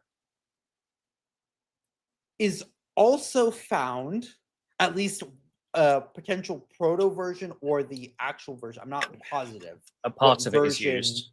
Yes. Well, I don't know if it's the one that came before Spire that was never productized, or the IP that's actually in Spire, but there is IBM AI IP, for lack of a better term, in the NR1 chip from New Reality. So, just to clarify a little bit for you, George, what was updated in Spire that went to production versus Spire that stayed in research? Yes. Was pretty much all just enterprise features like RAS, right? Okay. And ECC. The underlying compute architecture stayed the same. Okay. And New Reality, it's not an AI chip, it's more like an AI CPU. Yes. And as they have, it's almost like a GPU almost, because it just has lots of accelerators that do lots of things to do with data management. And part of it is that IP. Yes. But Spire they are selling this system, with lots of Spire Power666 brings up. Surprised they didn't go with CXL over their own AXON memory topology. The thing here is, as George said, is this is iterative. It's not ground up redesign clean sheet. So you may hear something about something at some point, and that's all I can say about that. What I will also say is, hey IBM, I sent you an email. Can you send Power 11 system for testing? Would be good for your PR. It's you have to. The way to do that is to convince them that it's a KPI. Yeah. KPI, for those who haven't heard the term before, is key performance indicator. It's basically a tracked metric to ensure that you're hitting your goals. And for marketing, that KPIs may just simply put out press release or get a certain amount of people to talk about press release. And I have this disagreement with IBM about what their KPIs should be, because they differ to what other people in the industry tend to have. And that is more of a function of IBM's portfolio, the way they generate revenue, and also the size. All three things work against a more traditional marketing model. Yeah. But I speak to him. George is trying to speak to him. People change. We have to find new people sometimes. And sometimes it takes a couple of months to get there. Indeed. So I'm going to stop sharing. Did you share that link? Is that in the doc? No, it's not. I can send that to you or put it in the doc. Yeah. But yeah, I covered the. If you want to talk any more about the EDA license stuff, go ahead. But I do. I that's not my area, so I left that to you when you got back. Yeah, I will. I'll share this in the chat for everyone. So if you want to go read about Power 11, you can. So we can go back to. There's got to be a better source than Bloomberg, if you can, because Bloomberg has a paywall. EDA, the software you use to design, test, simulate, emulate chips, Cadence, Synopsys, Siemens are the big three.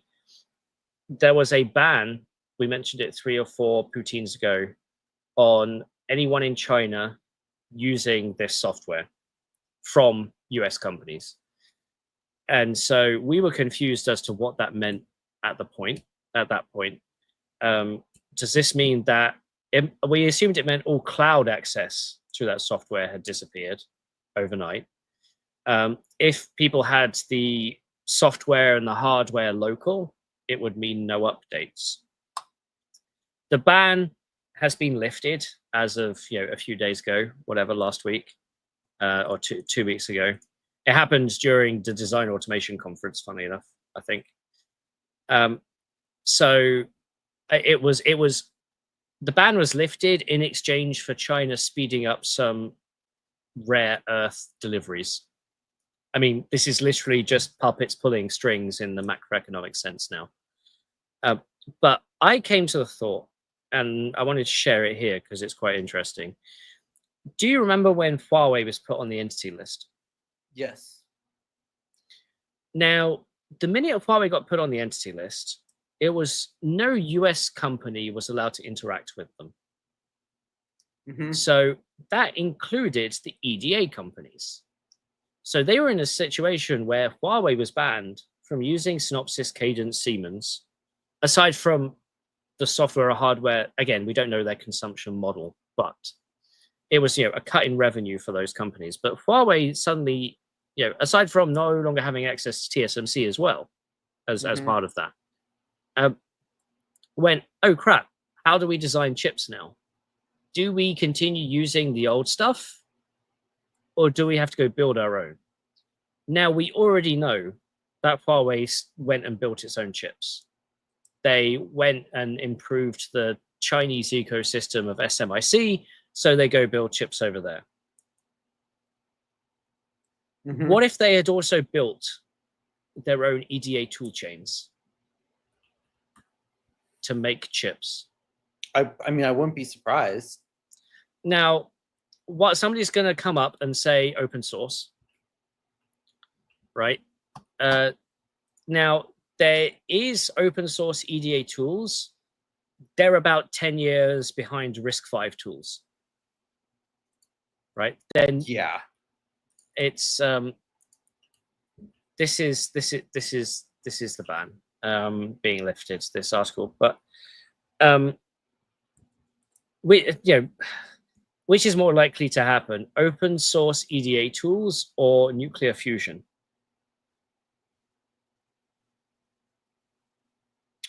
Flip a coin on that one.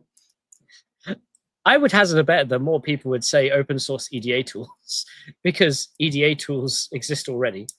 I have to agree with Dom on this one. I'm going to pick the third option, ending world hunger. So I'm not saying Huawei is going to go build an open source EDA tool chain.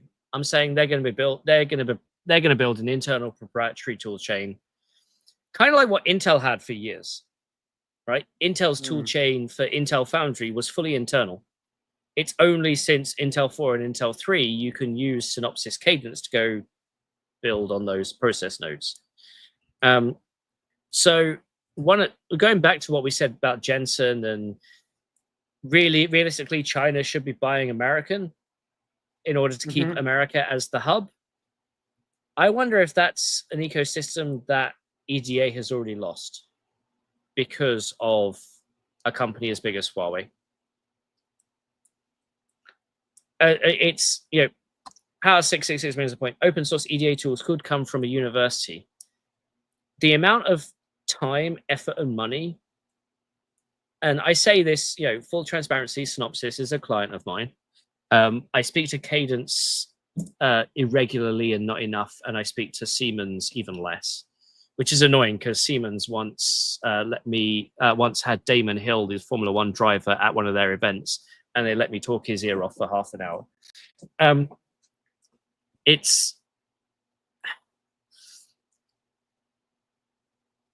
If you asked a university to go build an AI accelerator, now there are many. The thing is, they're all built in super old process nodes, and the tops for what is terrible, and the peak performance is nowhere near any. One of the main issues is you can never get peak performance unless you put in $10 billion or whatever. You're not going to get good EDA tools, open source EDA tools, without putting in the time, money, and effort.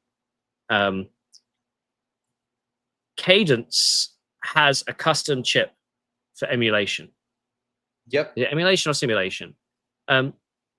Siemens, I believe, has 3 custom chips, or 3 or 2. Synopsys just uses Xilinx FPGAs, and to be honest, the other 2, they use their custom silicon in one part of the stack, but the other 80% of the stack is Xilinx, right? So it's if you want a Skywater 130 or a GlobalFoundries 180, yes, open source tool chains you can cobble together.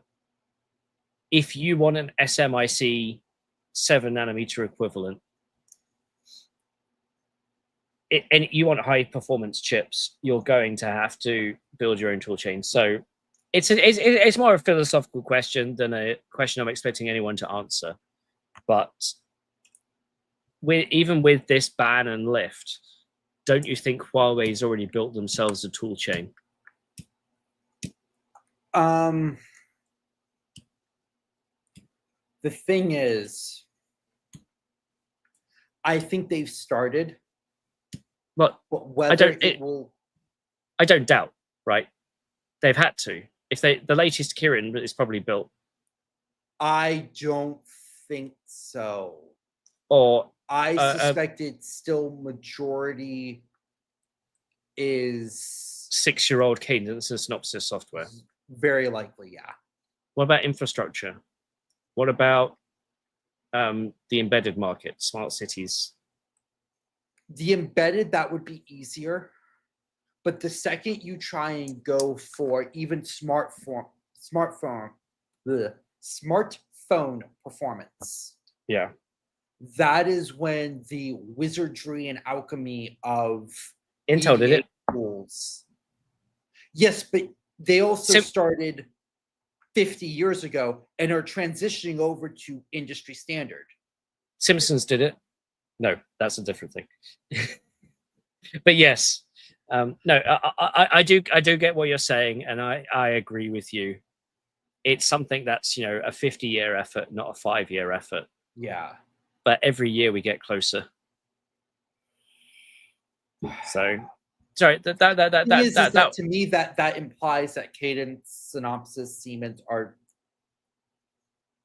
slowing, that they're not also evolving. Oh no, they are. So we see this with sort of, okay. 1 second.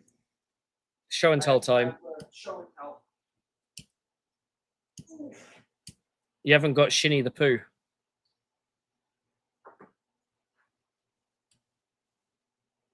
We're speaking about China, so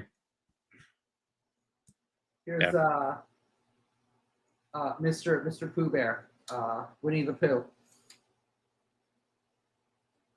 So is that your Phytium? No, this is not Phytium. I don't actually have a Phytium system. You can take you can take the Pooh away. This is my Zhaoshin KX7000 system. Yeah. Which, for you guys who don't know, Zhaoshin is a x86 CPU manufacturer. VIA by another name. VIA by another name. And they have made their own CPUs. They're roughly equivalent to Westmere. The best Chinese CPUs that we've tested so far are approximately equivalent to Haswell in the form of the Longsoon 3A6000.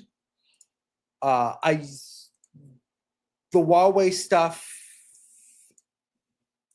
is like Ivy Bridge, Sandy Bridge for the Taishan V110.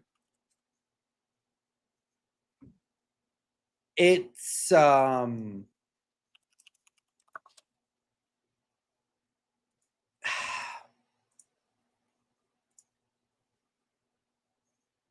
how do I put this? Yes, they are continuing to speed up or continuing to keep pace, but AMD, Intel, ARM, they're not slowing down per se, even if you may like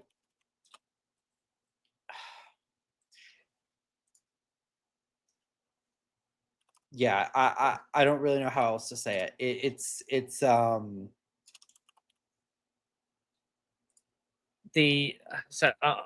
going to come at it from a different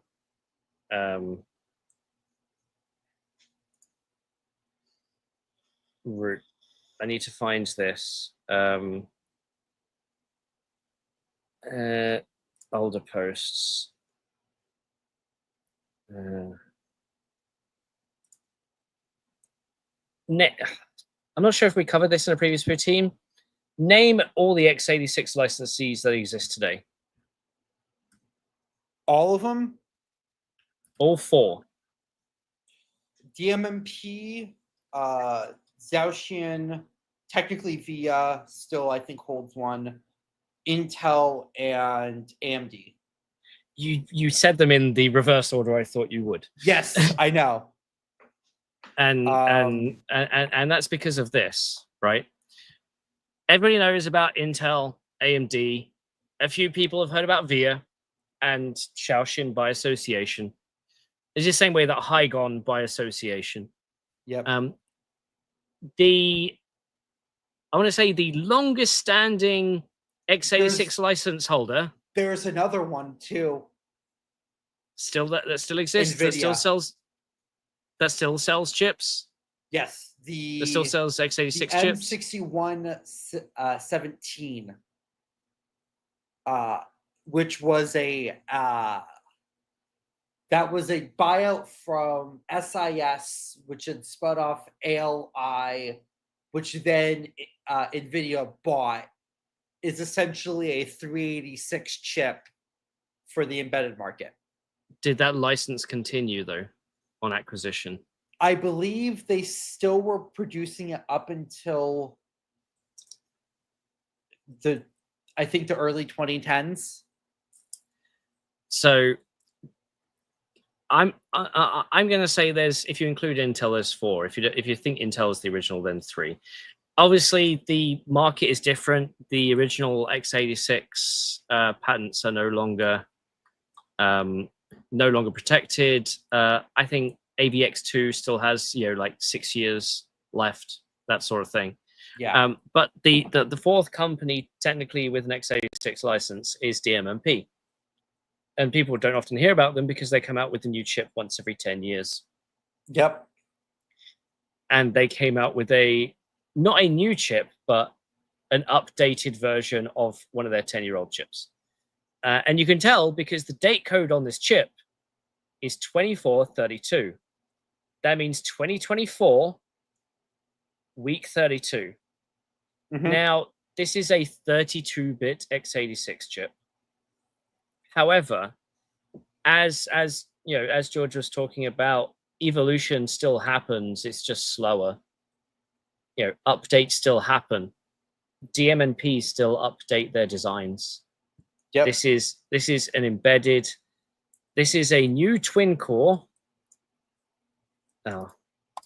Our good friend Joseph Byrne, who runs this website, is so paranoid he doesn't allow selections or right-clicking, as in it's disabled in the JavaScript. Obviously, if you disable JavaScript or go to the source page, you can select stuff. So yeah, it also runs at twice the speed, 1.2 gigahertz rather than 600 megahertz. It also supports LPDDR4 now. And Nice. it's backwards compatible with the previous generation.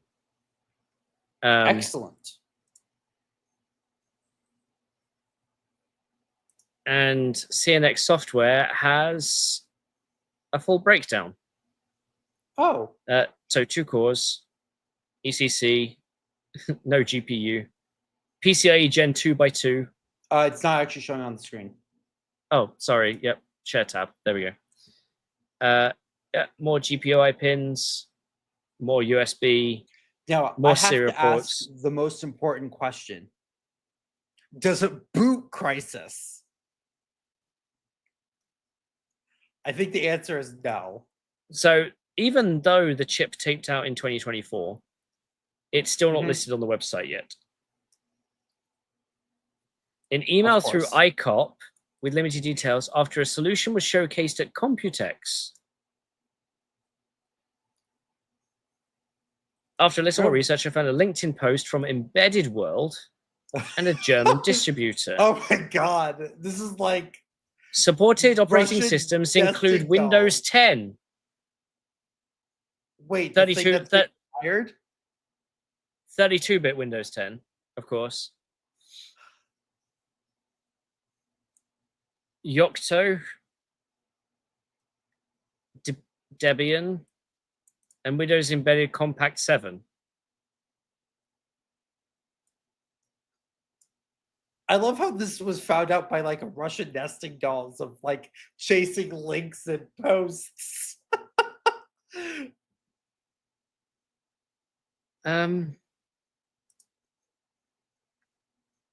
So this is the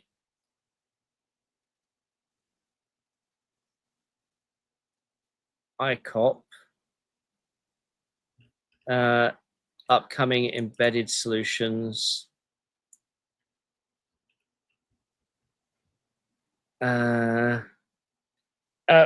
You've got a month if you want to go back to Taipei to see it.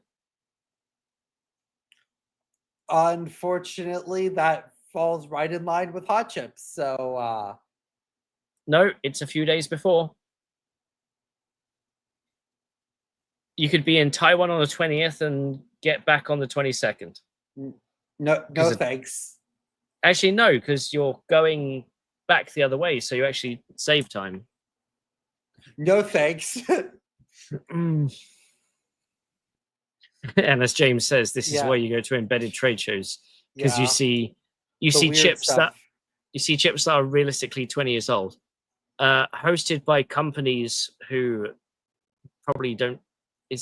I assume this is a Taiwanese company. It's got to be, right? I have no idea, honestly.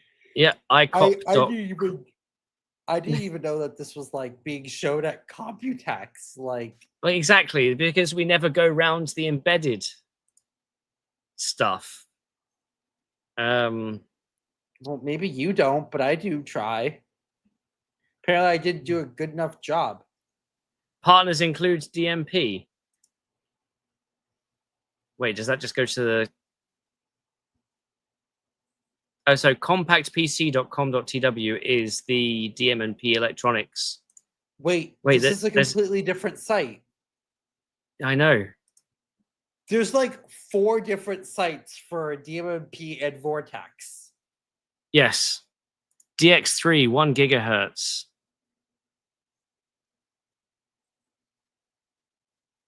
Well, who wants a mini PC? Yeah, they're actually not even like that expensive.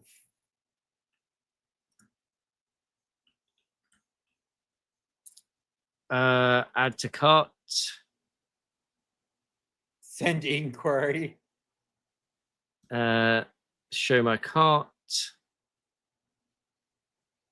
Calculate shipping. I swear if you buy this live on stream. Town London. Let's just say this is my postcode.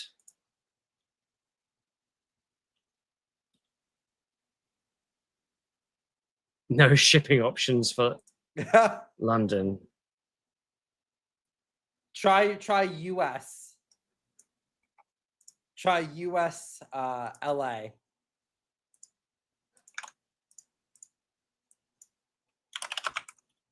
No, yeah.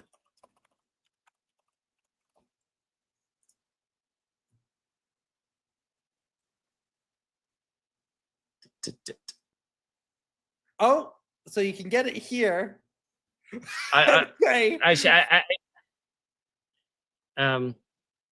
Actually, that's a good point. That's not the right chip. Oh yeah, that is the DX3, not the EX3. Sorry, that's my bad. They don't have the EX3 listed. You can get an EX2. To be honest, get an EX2 now, get an EX3 when you can. Because then you have a comparison point, right? Yeah. A gen on gen. Do they have it in like a mini PC form factor? No. Oh, that's annoying. It means you have to buy one of these and figure out any weird power connections. Actually, SBC. Yeah. Typical. Yeah, thanks, Gregory. That's Were you about to purchase it? No, it's because I wouldn't even put my postcode in. But yeah, there are no yeah. But yeah, no, this is the compactpc.com.tw. This is the MailChimp article, which is from the CNX software webpage.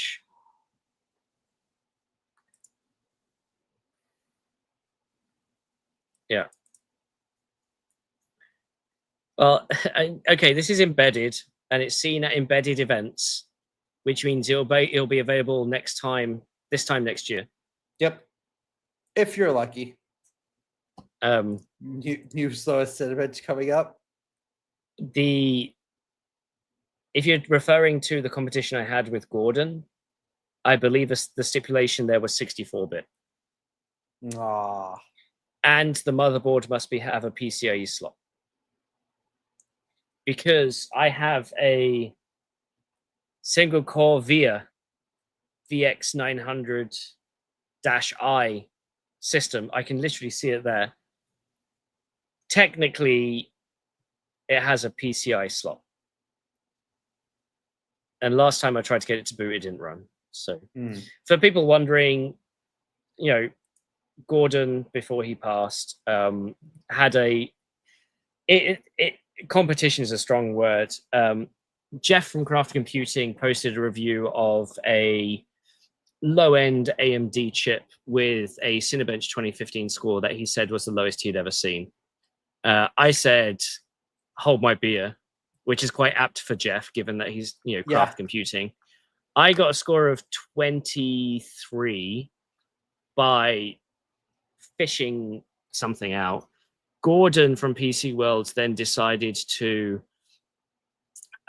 put together a system with I think it was a slightly better CPU, but he installed the very first version of Windows Vista on it.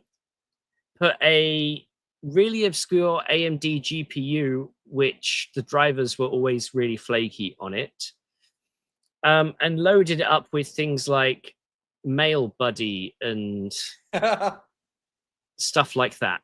So I think he got a score. And he, you know, of course, you could. The only other stipulation was you had to run stock. But he also ran it with not enough memory. And I think he got a score of 15. So, yeah. As a result, I'm leaving Gordon as the champ in Memorial. PC World are actually doing a Gordon Memorial with a bunch of old computer hardware. I saw them post about it on social. I'm not sure if they've actually posted that video yet. So, yeah, I saw it. Yeah. But we've got way off track. We are three circles deep. It's so. I'm gonna let's finish up with a couple of topics here. I want to talk about this just because I was there and I presented. Raise Summit. How was that? So this is an event that's nominally an AI/computing conference that's held at the Louvre. As in the meeting rooms associated with the Louvre, not in the museum itself. However, when you try and leave the meeting rooms, you do get to see the line of people queuing to go into the Louvre. And this event wasn't, it was on my radar just by proxy to begin with. So, slight correction, the Gordon Mountain Museum video is in fact up. Go watch that. Yeah. You can catch the rest of this later. Go watch that now. Yes. Yeah. Yeah. So, yeah, the Raise wasn't necessarily on. It was on my radar by proxy, right? A couple of my clients were going, and I knew a few other chip companies would be there, but it's EU, and it ended up being very EU focused. But also a lot of the AI neo clouds, and it was more of a general conference than a chip conference or a cloud conference, but it was focused on AI. And at the last minute, one of my clients reached out to me and said, the event organizers don't have anybody to host our session. Can you come and host it?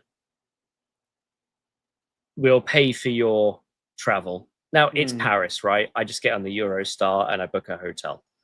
That's fine. Turns out the Eurostar is fully booked. I had to go first class. I'm not complaining. But yeah, so I ended up in Paris essentially at the Louvre for a couple of days. Have they? Yeah, 2025 speakers. So I ended up on stage for. I wonder if I'm actually on here if they removed me because that was such a last-minute addition. There's Dylan. Dylan was there. He was on stage for 2 or 3 talks. Initially, they got his company wrong. They called it Semi Analytics. So if you want to annoy Dylan, call it Semi Analytics. But Cerebrus was there. Cerebrus had a massive presence. Grok was there. Samba Nova was there. Samba Nova had a massive rebrand. Yeah, which kind of came out of the blue. I'm talking to Samba Nova reasonably now, so they keep me in the loop with stuff. I told them I necessarily wasn't a fan of the rebrand. It's for those of you. It's an odd rebrand, I will admit. This is what they look like now. I told them it comes across as very generic. The previous Samba Nova was bright orange, but their argument was, well, everything's bright orange. So, yeah, Furiosa was there. Purple was isn't there. A particular standout color. It is in the right circumstances. It's used by a lot of black athletes as their color of choice. Mostly in basketball, but you've also got Lewis Hamilton in Formula One and a few footballers as well. Yeah, let's see. Arm was there. Thomas from Positron AI was there as well. Looks like either I'm not here or more Cerebrus people. More Cerebrus people. Did you control F your last name? No, because I'm too far at the bottom. Yeah. There you are. Yeah, I'm literally at the bottom bit here. You can see in the corner. Yeah. Don't ask me why they put Doctor in. That was them. And yeah, so I was on stage for 20 minutes, almost first thing in the morning. We had about, I don't know, 100 people turn up to see. It was a fireside chat with the CEO of Next Silicon. I've done a couple of videos on them, basically talking about why software is the new hardware. And it was funny because obviously I started in software. I now talk about hardware. The CEO of Next Silicon is a software guy, but he runs a hardware company that's trying to redefine software. It's a thing. We both wore Commodore 64 style colored t-shirts. As a joke, we only decided to do that the day before. He's a big Commodore 64 fan. Commodore 64 was the system I grew up on. Did you hear about Commodore 64 coming back? It keeps coming back every 3 years, and it's always by somebody else who owns the rights and everything else. I don't give a shit. So apparently, I don't give a shit. Fair enough. So overall, one thing, Ray's had an app. If you wanted to download it and engage, I thought, what the hell, let's have a go. I ended up with mostly spam. I had a couple of good talks out of it, meetings out of it, but nothing that would lead to any business or anything. If you run an event, stop with the sodding apps. Just make it a web interface and make it so I can block people, especially people who spam. It was 6,000 attendees, so 3 times as many as DAC.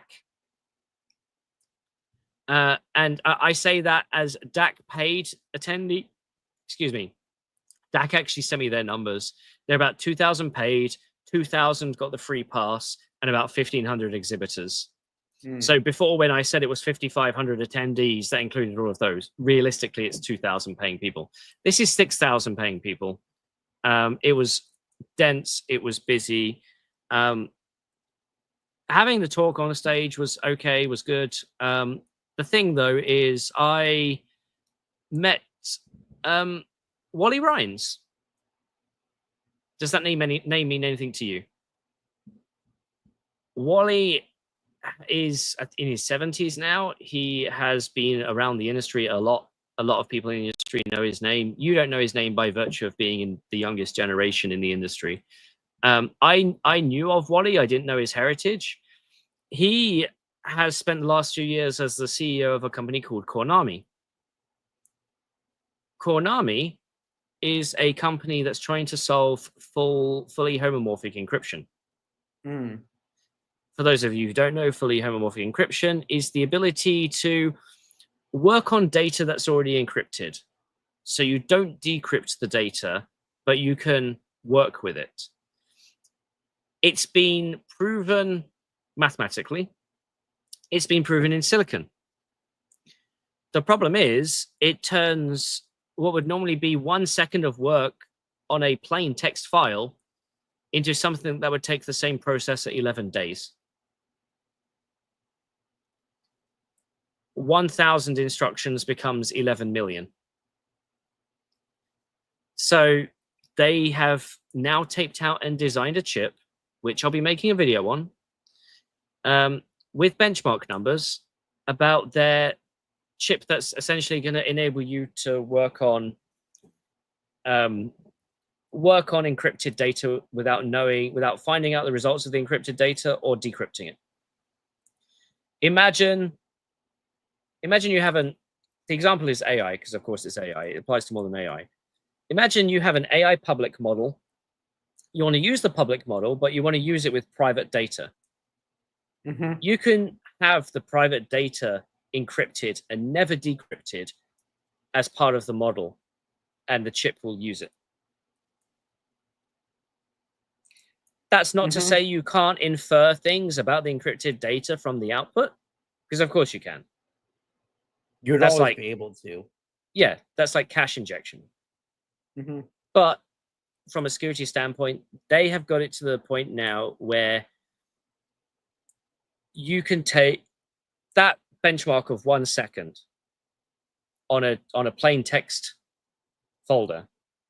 You could now run it fully homomorphic encryption at the same speed.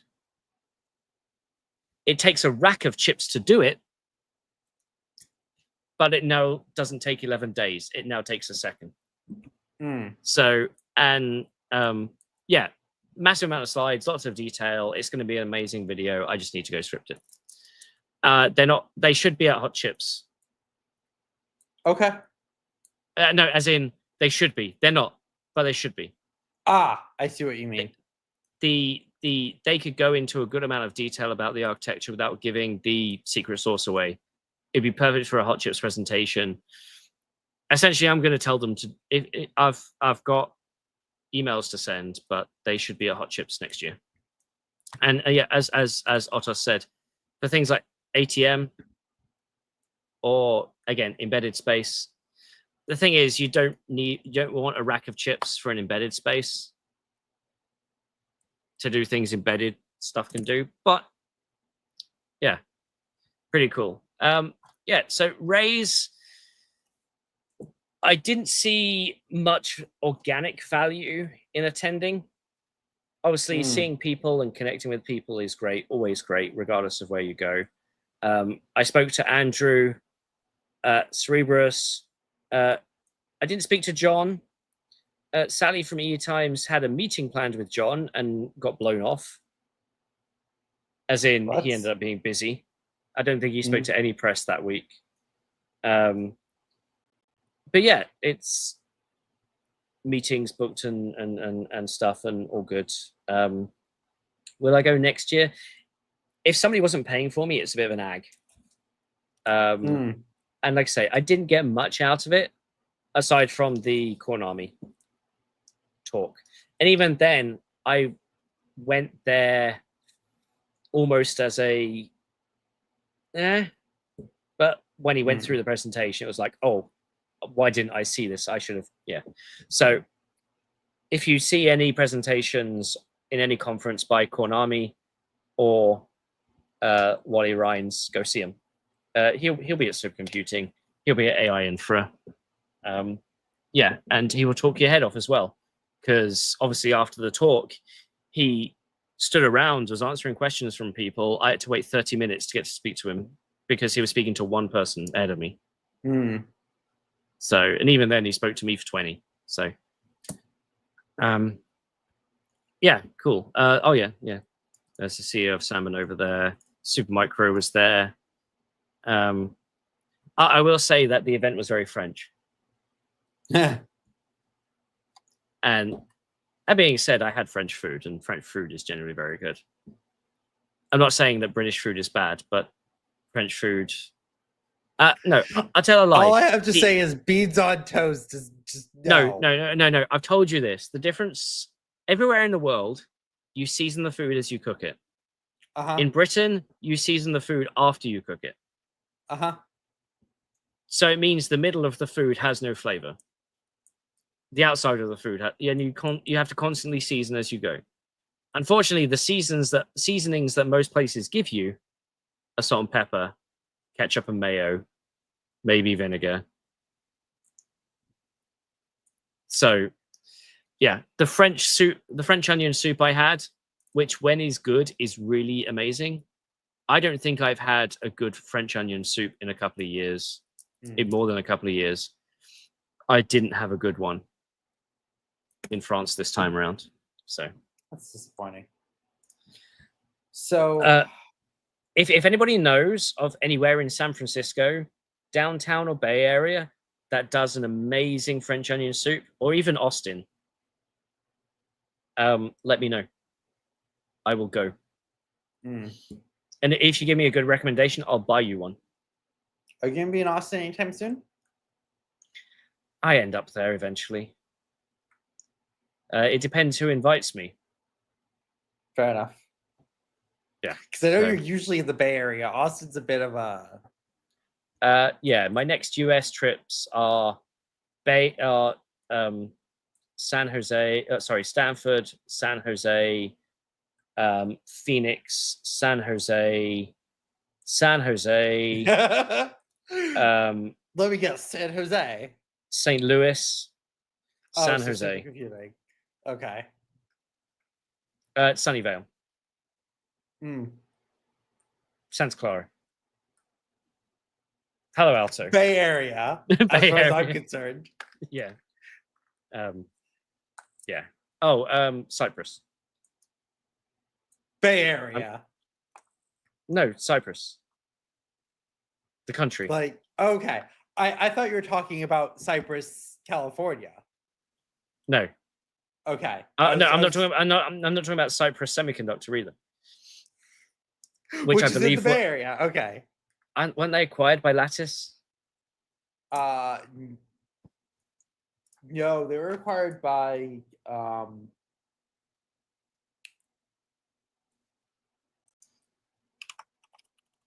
Microsemi, weren't, or Microchip. Was Infineon. Infineon. Okay. Yeah, Infineon. So last thing, and then we'll get out of here. JEDEC releases LPDDR6. Is this the full standard? Yes, it is. So I have not run through the full standard because it's paywalled, but the big news here is traditionally memory channels are 2 to the n in size. So 2 to the 4, 16-bit, which is traditionally what LPDDR is, what an LPDDR channel is. DDR5 is a 32-bit channel. You can call it a sub-channel or whatever, but it's it's a 2 to the 8th, and the standard DDR4 it's 2 to the higher. Yeah, it's 2 to the n. And no, it's 2 to it's 2 to the 2 to the any yeah. Sorry, go on. 2 to the 2n. But but now we have non-binary. Yes. So with LPDDR6, we're moving from 2 to the n to what is essentially from a 16-bit channel to a 64-bit, 32-bit channel. Sorry, not 30. Brain. 16-bit channel to 24-bit channel. My brain is still in 2 to the n mode. Okay. And that's 2 subchannels of 12 data lines. Yes. So you're so in the same way that DDR5 is 64-bit with 2 32-bit subchannels. Yes. This is 24-bit with 2 12. So realistically, they're going down from a 16 to a 12, but they're putting 2 into a channel. No, 2 subchannels. So they're going from 8 to 12. Oh, so there already were So 2 subchannels to a channel. Yes. Okay. As far as I understand it, it was 2 subchannels to a channel, and it was 8-bit, but you couldn't independently disable or enable them. Hence why it was a subchannel. You had to have the whole 16-bit enabled. Yeah. If I remember the LPDDR5 spec correctly, I may be wrong, but I believe that's how that worked. Okay. But so the effect of essentially increasing a subchannel by 50% just means you don't have to have as many, in order for the same bandwidth, you don't have to have as many of the ancillary control circuitry because you're going to have 50% less. It also means that you can have, so traditionally a desktop CPU that you would go buy from like a Ryzen 7 or an Intel 9 Core 9 is 128-bit in channel width, because So it's 2 channel. 8. Yeah. Or 4 channels with subchannels for DDR5, but it's 128-bit. Well, now with LPDDR6, that may increase to 192-bit, for example. Or 144.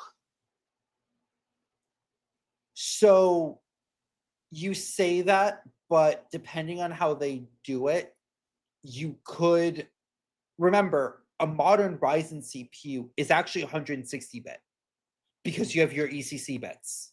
Oh, so you're talking about it from the perspective of you've got a memory controller that supports both DDR5 and LPDDR5. Yeah, well, no, I'm thinking of it as pure number of bits.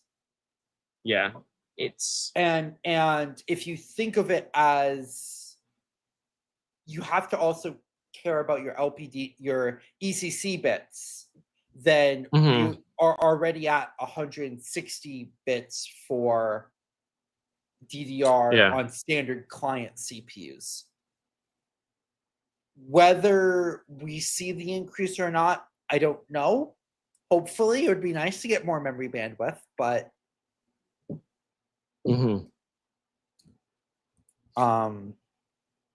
it's, I think I may know somebody who might be able to get hold of this document for us. Either that or we just email Emily, apparently.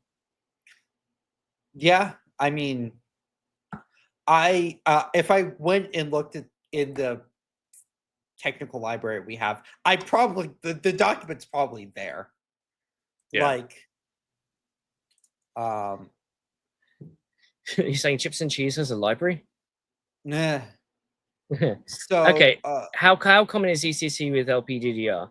So it's often enough. Say that again. It's often enough. So you find it often enough. The way that LPDDR does ECC is not with a dedicated channel, but you essentially are reusing the bandwidth and capacity. So you lose capacity and bandwidth for ECC. Essentially, you lose about 1/8, if I remember correctly. So no, but how common do you see it in the wild? So I think that's the question. It's pretty common. For example, Strix Halo is capable of ECC in certain configurations. Intel N series, so like the 305s or 355s, they're also capable of ECC.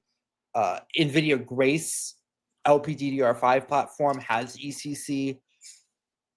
It's not the same reusing channel, like having extra channel width. It's reusing channel bandwidth for ECC, but yeah, it's there. It is a thing. It's not out of the ordinary.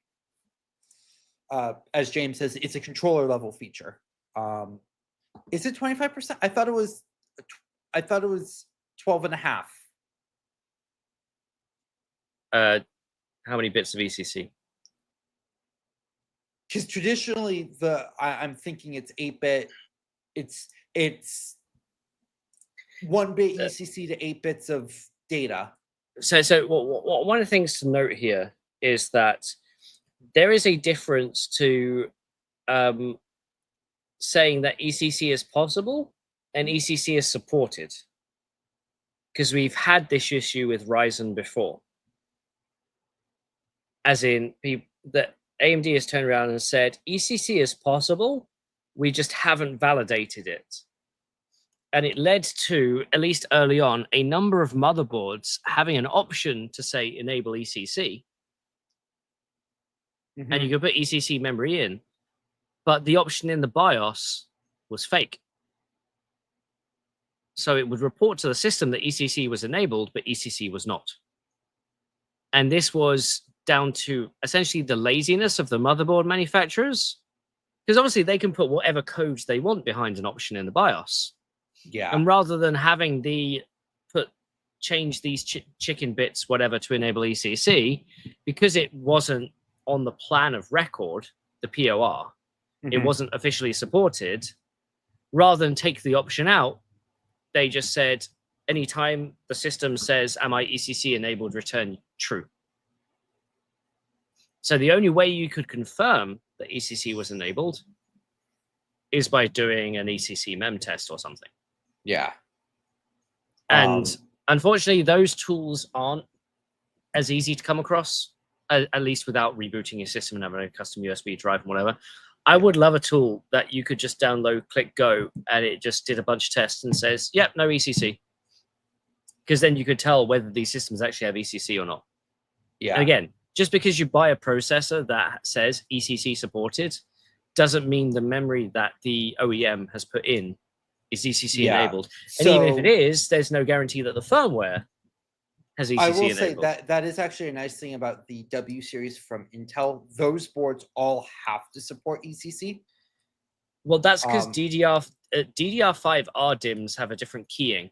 No. This is not this is the client platforms, not the. So these are unbuffered ECC DIMMs. Yes. To be honest, if you want to guarantee ECC, RDIMMs. Yeah. Essentially. Although technically you can't get RDIMMs without ECC. Yes, you can. They're rare. Very common, but you can't do it. Mr. Viptis, no, DDR5 does not require RDIMMs for ECC. Just they are non-ECC or ECC UDIMMs are hard to find. So you can't see it, but that system there, that has 2 terabytes of ECC memory in it. I'm currently SSH into a system with 768 gigabytes of ECC memory. It's 2 terabytes. And if you want the funniest error, try and install Windows on an SSD that's smaller than the memory capacity. It's not going to have a fun time. It's going to give you an error saying your page file cannot be supported. It doesn't stop you. It's the weird, it's just you wouldn't expect that sort of error to occur. The reason I have that is I asked for 1 stick and Micron sent me 16. It's nice. DDR4, not DDR5. It's also 3DS DIMMs. Ooh, so they don't clock very high, do they? I believe they're 3200, DDR4 3200. That's actually impressive for 3DS. Or they're DDR4 2666. But the amount of systems that support 3DS, And annoyingly, that's a motherboard there that if you fully populate 2 DIMMs per channel, 3DS 128 gig RDIMMs, and then put a fan in the fan header, it causes local power brownouts such that memory isn't seen at boot. Interesting. Yeah. Your page file is bigger than most people's main drive. Luckily, you can get 2 terabytes in that size now. Mm. So, yeah, as people said, you can have Google Drives now as page files. Yes. Though, as Dom knows in the back end, Google Drive is really annoying when you have slow internet. Mm-hmm. Or when you're on a plane, or when you're in a hotel. I still need to find a Bay Area hotel with good internet that isn't $300 a night. We'll get there. I found one. I found one downtown in the Bay Area. Mm. That's fine. So yeah. Well, I mean, that's kind of it. We there's some other stuff we can Grok is now coming to Tesla vehicles, but the key aspect here is that it must be an AMD chip in your Tesla vehicle. Mm. So people are saying, "Ha, AMD is better." What? Because it runs Grok? Are you insane? Actually, so speaking of, so today on Twitter, Max Weinbach, yes, you saw that. No, I saw nothing about that. So there was a tweet. I'll send this to you in DMs. Discord DMs. Yes, here we go. Just put it in the tech routine. Okay. Yeah. There we go. So if you want to pull up that tweet and then scroll up to the top comment or the top of the thread. Yeah. Let me just share screen. Share. Okay. So this is the first ever image of another multi-planet solar system. And somebody asked Grok. Well, hang on. So this is the star, and these are planets, or are they just stars? Other stars? I would have to recheck, but it's a dual planet system. Okay. And you can see kind of you got 4 arms there. That's interesting. Okay. That's because of how the telescope works. Yeah. I know. So. Yeah. Yeah. So Cameron asks, "How did we get this picture? Is it AI or something?" Grok responds, and I quote, "It is the real JWST or James Webb Space Telescope near infrared camera image of the HR 8799 system, 4 gas giants orbiting a young star 129 light years away, captured using chronophotography to block the star's glare and detect the planet's infrared glow. Not AI, though the first ever claim is hype. This system's been imaged since 2008. I think Grok misunderstood and thought it was the first ever image of the system, not the first ever image of the multiple planets. I just sent you a new tweet. That is completely and utterly wrong. Every single thing in that was wrong, other than tongue twister. Chronophotography was used to detect the planets. However, that image is not from the James Webb Telescope. It's from the Very Large Telescope in Chile, which is actually 4 separate telescopes. Why you get that cross pattern? Yep. And the image isn't of HR 8799. It's of TYC. This long string, yes. 899870-1, aka YSES1, which is about 310 light years away. Is this the phone number if I want to call a lawyer? Yes. So Jelly, who is a member of the Discord, asked Grok as a joke, "Is this true?" And Grok responded, "Yes, that's correct.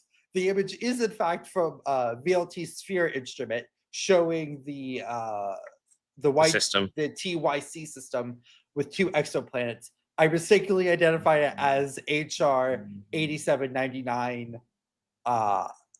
So yeah, it's it's. I'll be honest. I was using Gemini today to do some background research on a company, and it completely imagined the company's name of their architecture. That's what's funny is Perplexity actually got it right, although it didn't get the name. It didn't actually say the system, but it did get VLT correct, which I do give it. Props for that. So I was using Gemini Deep Research, and the Deep Research is pretty good. But it turned around and I said, "Where did you get this name duality from?" Because it called the architect's duality, and it's like, "Oh, I got it from this document." And I went, "Okay, I've seen that document before. Where is it in the document? I'm Control Fing it and can't finding it." And it's like, "Oh, slide 3." And I said, "Slide 3." And it's like, "It's not on slide 3." And it's like, "Oh, I must have imagined it then." And I went, "How did you imagine it?" And it's like, "Oh, I'm sorry, I'm wrong." And I'm like, "No, I don't care that you're wrong. I'm wondering the fundamental understanding." Yeah. And it turned around and said, essentially, "Well, look, I was built with a certain amount of data, which creates a certain amount of links in my embedding space. And it turns out the name of this product is closely related in my embedding space to this name that I mistakenly took it for an architecture." Interesting. I'm like, "That's cool. But you told me it was in that document.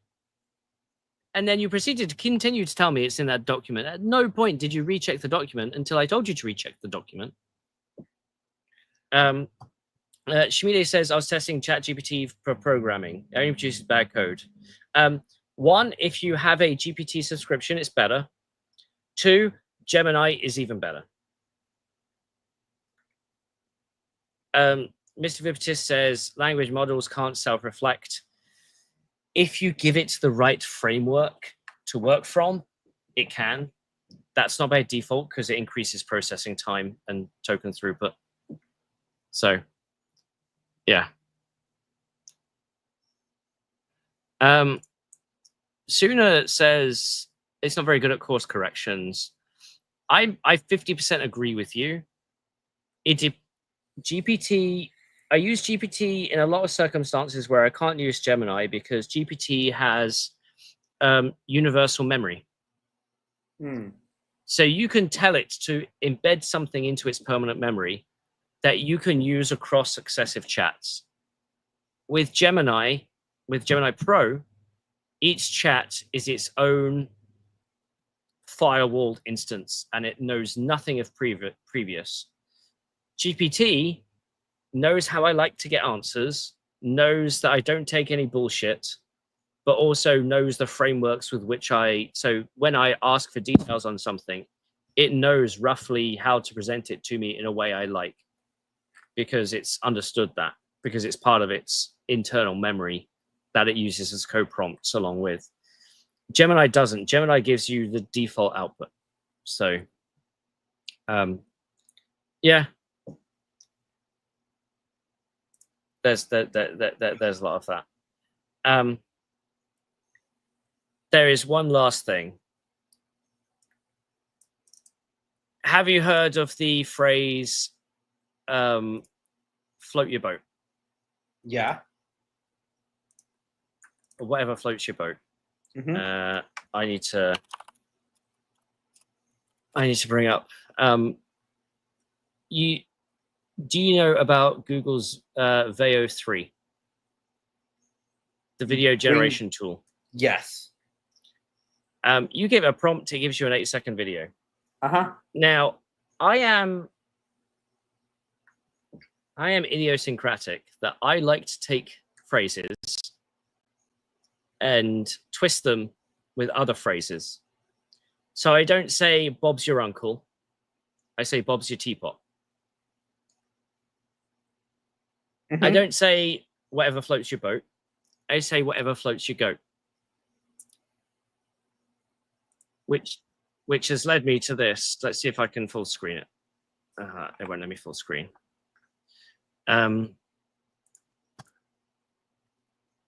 Whatever floats your goat.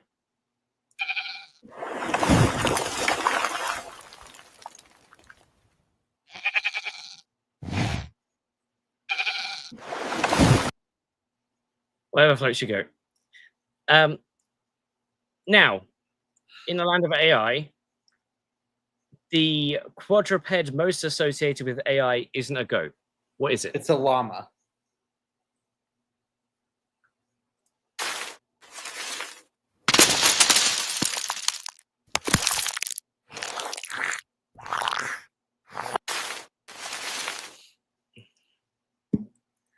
Now, me being the person that I am, I went, what companies are closely associated with llama? Grok. So Facebook for designing it, Uh-huh. Grok because they hired a llama, Uh-huh. and Cerebrus because everybody competes in tokens per second on llama. So Yeah. I asked it to, I wanted it to put the CEO of Cerebrus swimming in the background across the shot. God. It refused to. Okay. Because it doesn't generate video based on persons, right? And yes, Otto's answer of Winamp really whips the llama's ass. Yeah. So it said, no, policy guidelines. Okay, could you envision the CEO of a wafer scale company, right? You don't ask it to do a scene in the style of Super Mario. You ask it to do the style of a scene of a comic-based Italian plumber in overalls. Yeah. Right. It understands it. Yes, Jeff Minter would be proud. So, okay, can I get a random technology CEO to swim in the background? Are we going to get Jensen?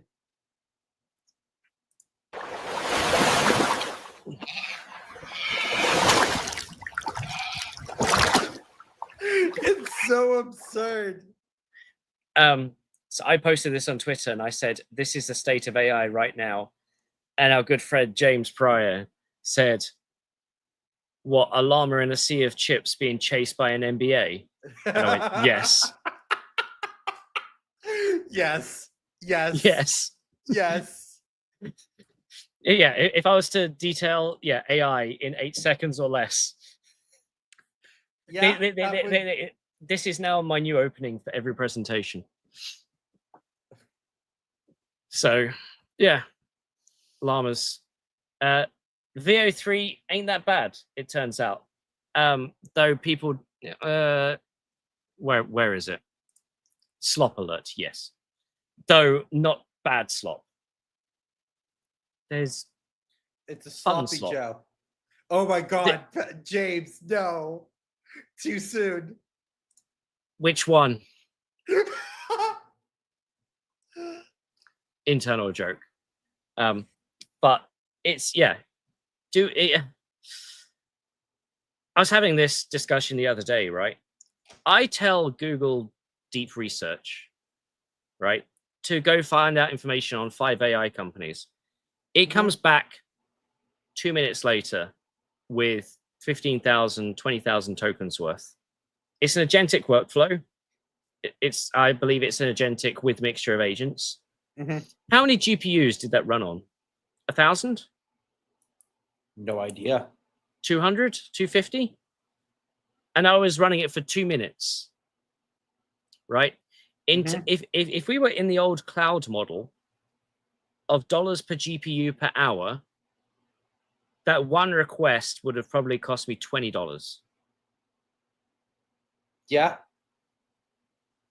Right? I pay $20 a month. And because I'm in the process of doing a bunch of stuff and using AI to assist with that, I did 10 of those today. So should I be paying $200? Is that the right way to price these things? Part of the video series I'm doing with Reckonai right now is about how should we cost AI? Is dollars per token. Now, admittedly, my calculation there to say $20 for 250 GPUs for 2 minutes was based on batch 1. Nobody does batch 1. No. Right. And if you do batch 4 or batch 16, okay, the speed comes down, and you take longer, but your cost per submission is still a lot less. Yeah, there's. I will say one thing, and this one thing to end on. There is a post by one of the investors at Andreessen Horowitz called a guy called Guido Appenzeller. You may remember him because he was actually the product lead for Mount Evans at Intel. He posted a couple of weeks ago. Actually, I may have done this with you last week. I can't remember. How much new GP data center capacity for AI has been built in the last 12 months in terms of megawatts?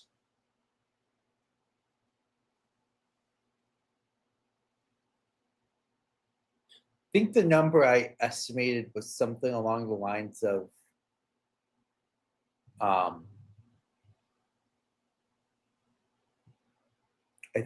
think I said like 800 megawatts to 1,000 megawatts. So 1,000 megawatts is a gigawatt. Yeah. Right.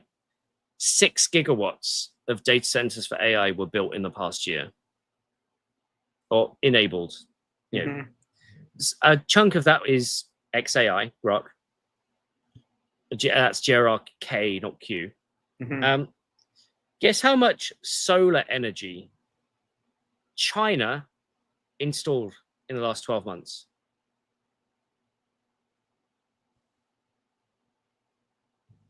$300 megawatts, 400 megawatts? 60 gigawatts. 10x more than all the AI. And this is Guido's numbers. I haven't verified them. Clarification. So he may be speaking out of his ass. But under that context, the whole energy crisis around AI isn't here yet. Right? Because if we can build 60 gigawatts in a year versus 6 used for AI, we've got room. The problem is having the data centers near where we need them, and the power delivery is arguably the biggest thing, because the power delivery supply chain for the next 5 years is already sold, because it's such a supply chain to ramp. And we're talking about substations, we're talking, you know, all of that. Yeah. There's room here. So apparently the US installed 50 gigawatts of solar capacity in 2024, with 16 gigawatts of that in Q4 alone. Yeah. It's let me see if I can find the post. Unsurprisingly, Texas and California are leading. So, okay, I got some of my numbers wrong. AI data centers, right? 6 gigawatts were added. Add another 50% for cooling, you get 9. China in 1 month added 90. I'm gonna exit out on that. This is Bloomberg. I'm very much gonna exit out on that. And the thing is, this build could have taken 2 years, and then they turned it on in May. It's one of those things that's spiked by big developments. But yeah, actually just before this came up, it said 93 even. So and yeah, this is I know just they've been installing a lot of solar recently, Dom, but like there's what was the comment? You could power the entire world on solar in 66 kilometers square in the Sahara. The problem is getting that power to places. Yeah, it's a power the actual delivery distribution problem. It's the distribution of the energy, not the gathering of the energy innately. Yeah. Hence, Davina also points out there is a carbon footprint to building these systems. yes. There are a lot of failed like molten salt solar projects, for example. Yep. That sort of thing. There was it in Florida or Texas?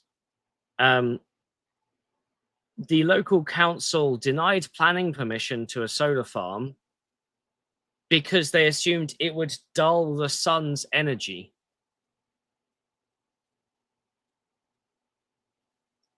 As in, they would suck it out. It's people who say you shouldn't build wind turbines because you'll stop the wind.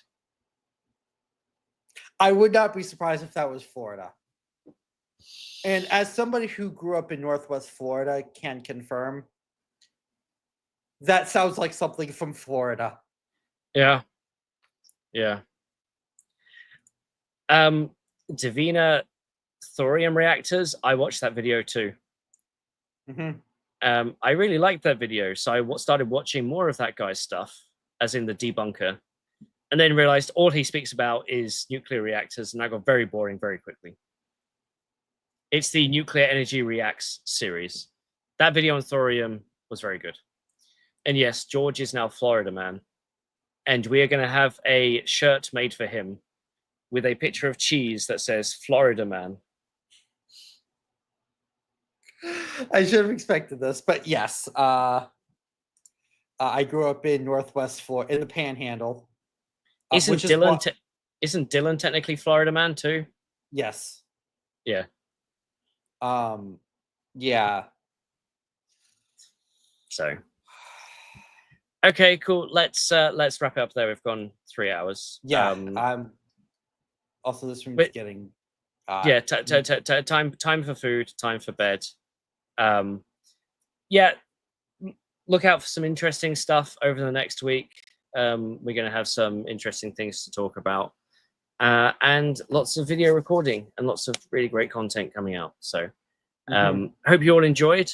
We did have an exit script here if I bring it out. Yeah, okay. And with that, let's call it a wrap. Many thanks to all of you who have been here from start to finish for yet another one of our tech routines. We really do appreciate your support, and it helps continue to do what we love to do, and we hope you like talking about chips as well. All of our links are available on the web. Just search for us, and you can always find out more from both of us on Twitter or Discord. Written content can be found, my stuff at more-more.com or George's at chipsandcheese.com. But it's a goodbye from me. And a goodbye from me. And we'll catch you on the next one. Good to see you. If you like this content, there are multiple ways to support the channel. You can like and subscribe this video, and many thanks for doing so. There's also Patreon, which gives you access to our Discord. There's a merchandise store and a newsletter, links in the description. For all of you who do contribute, thank you. You are keeping me well fed.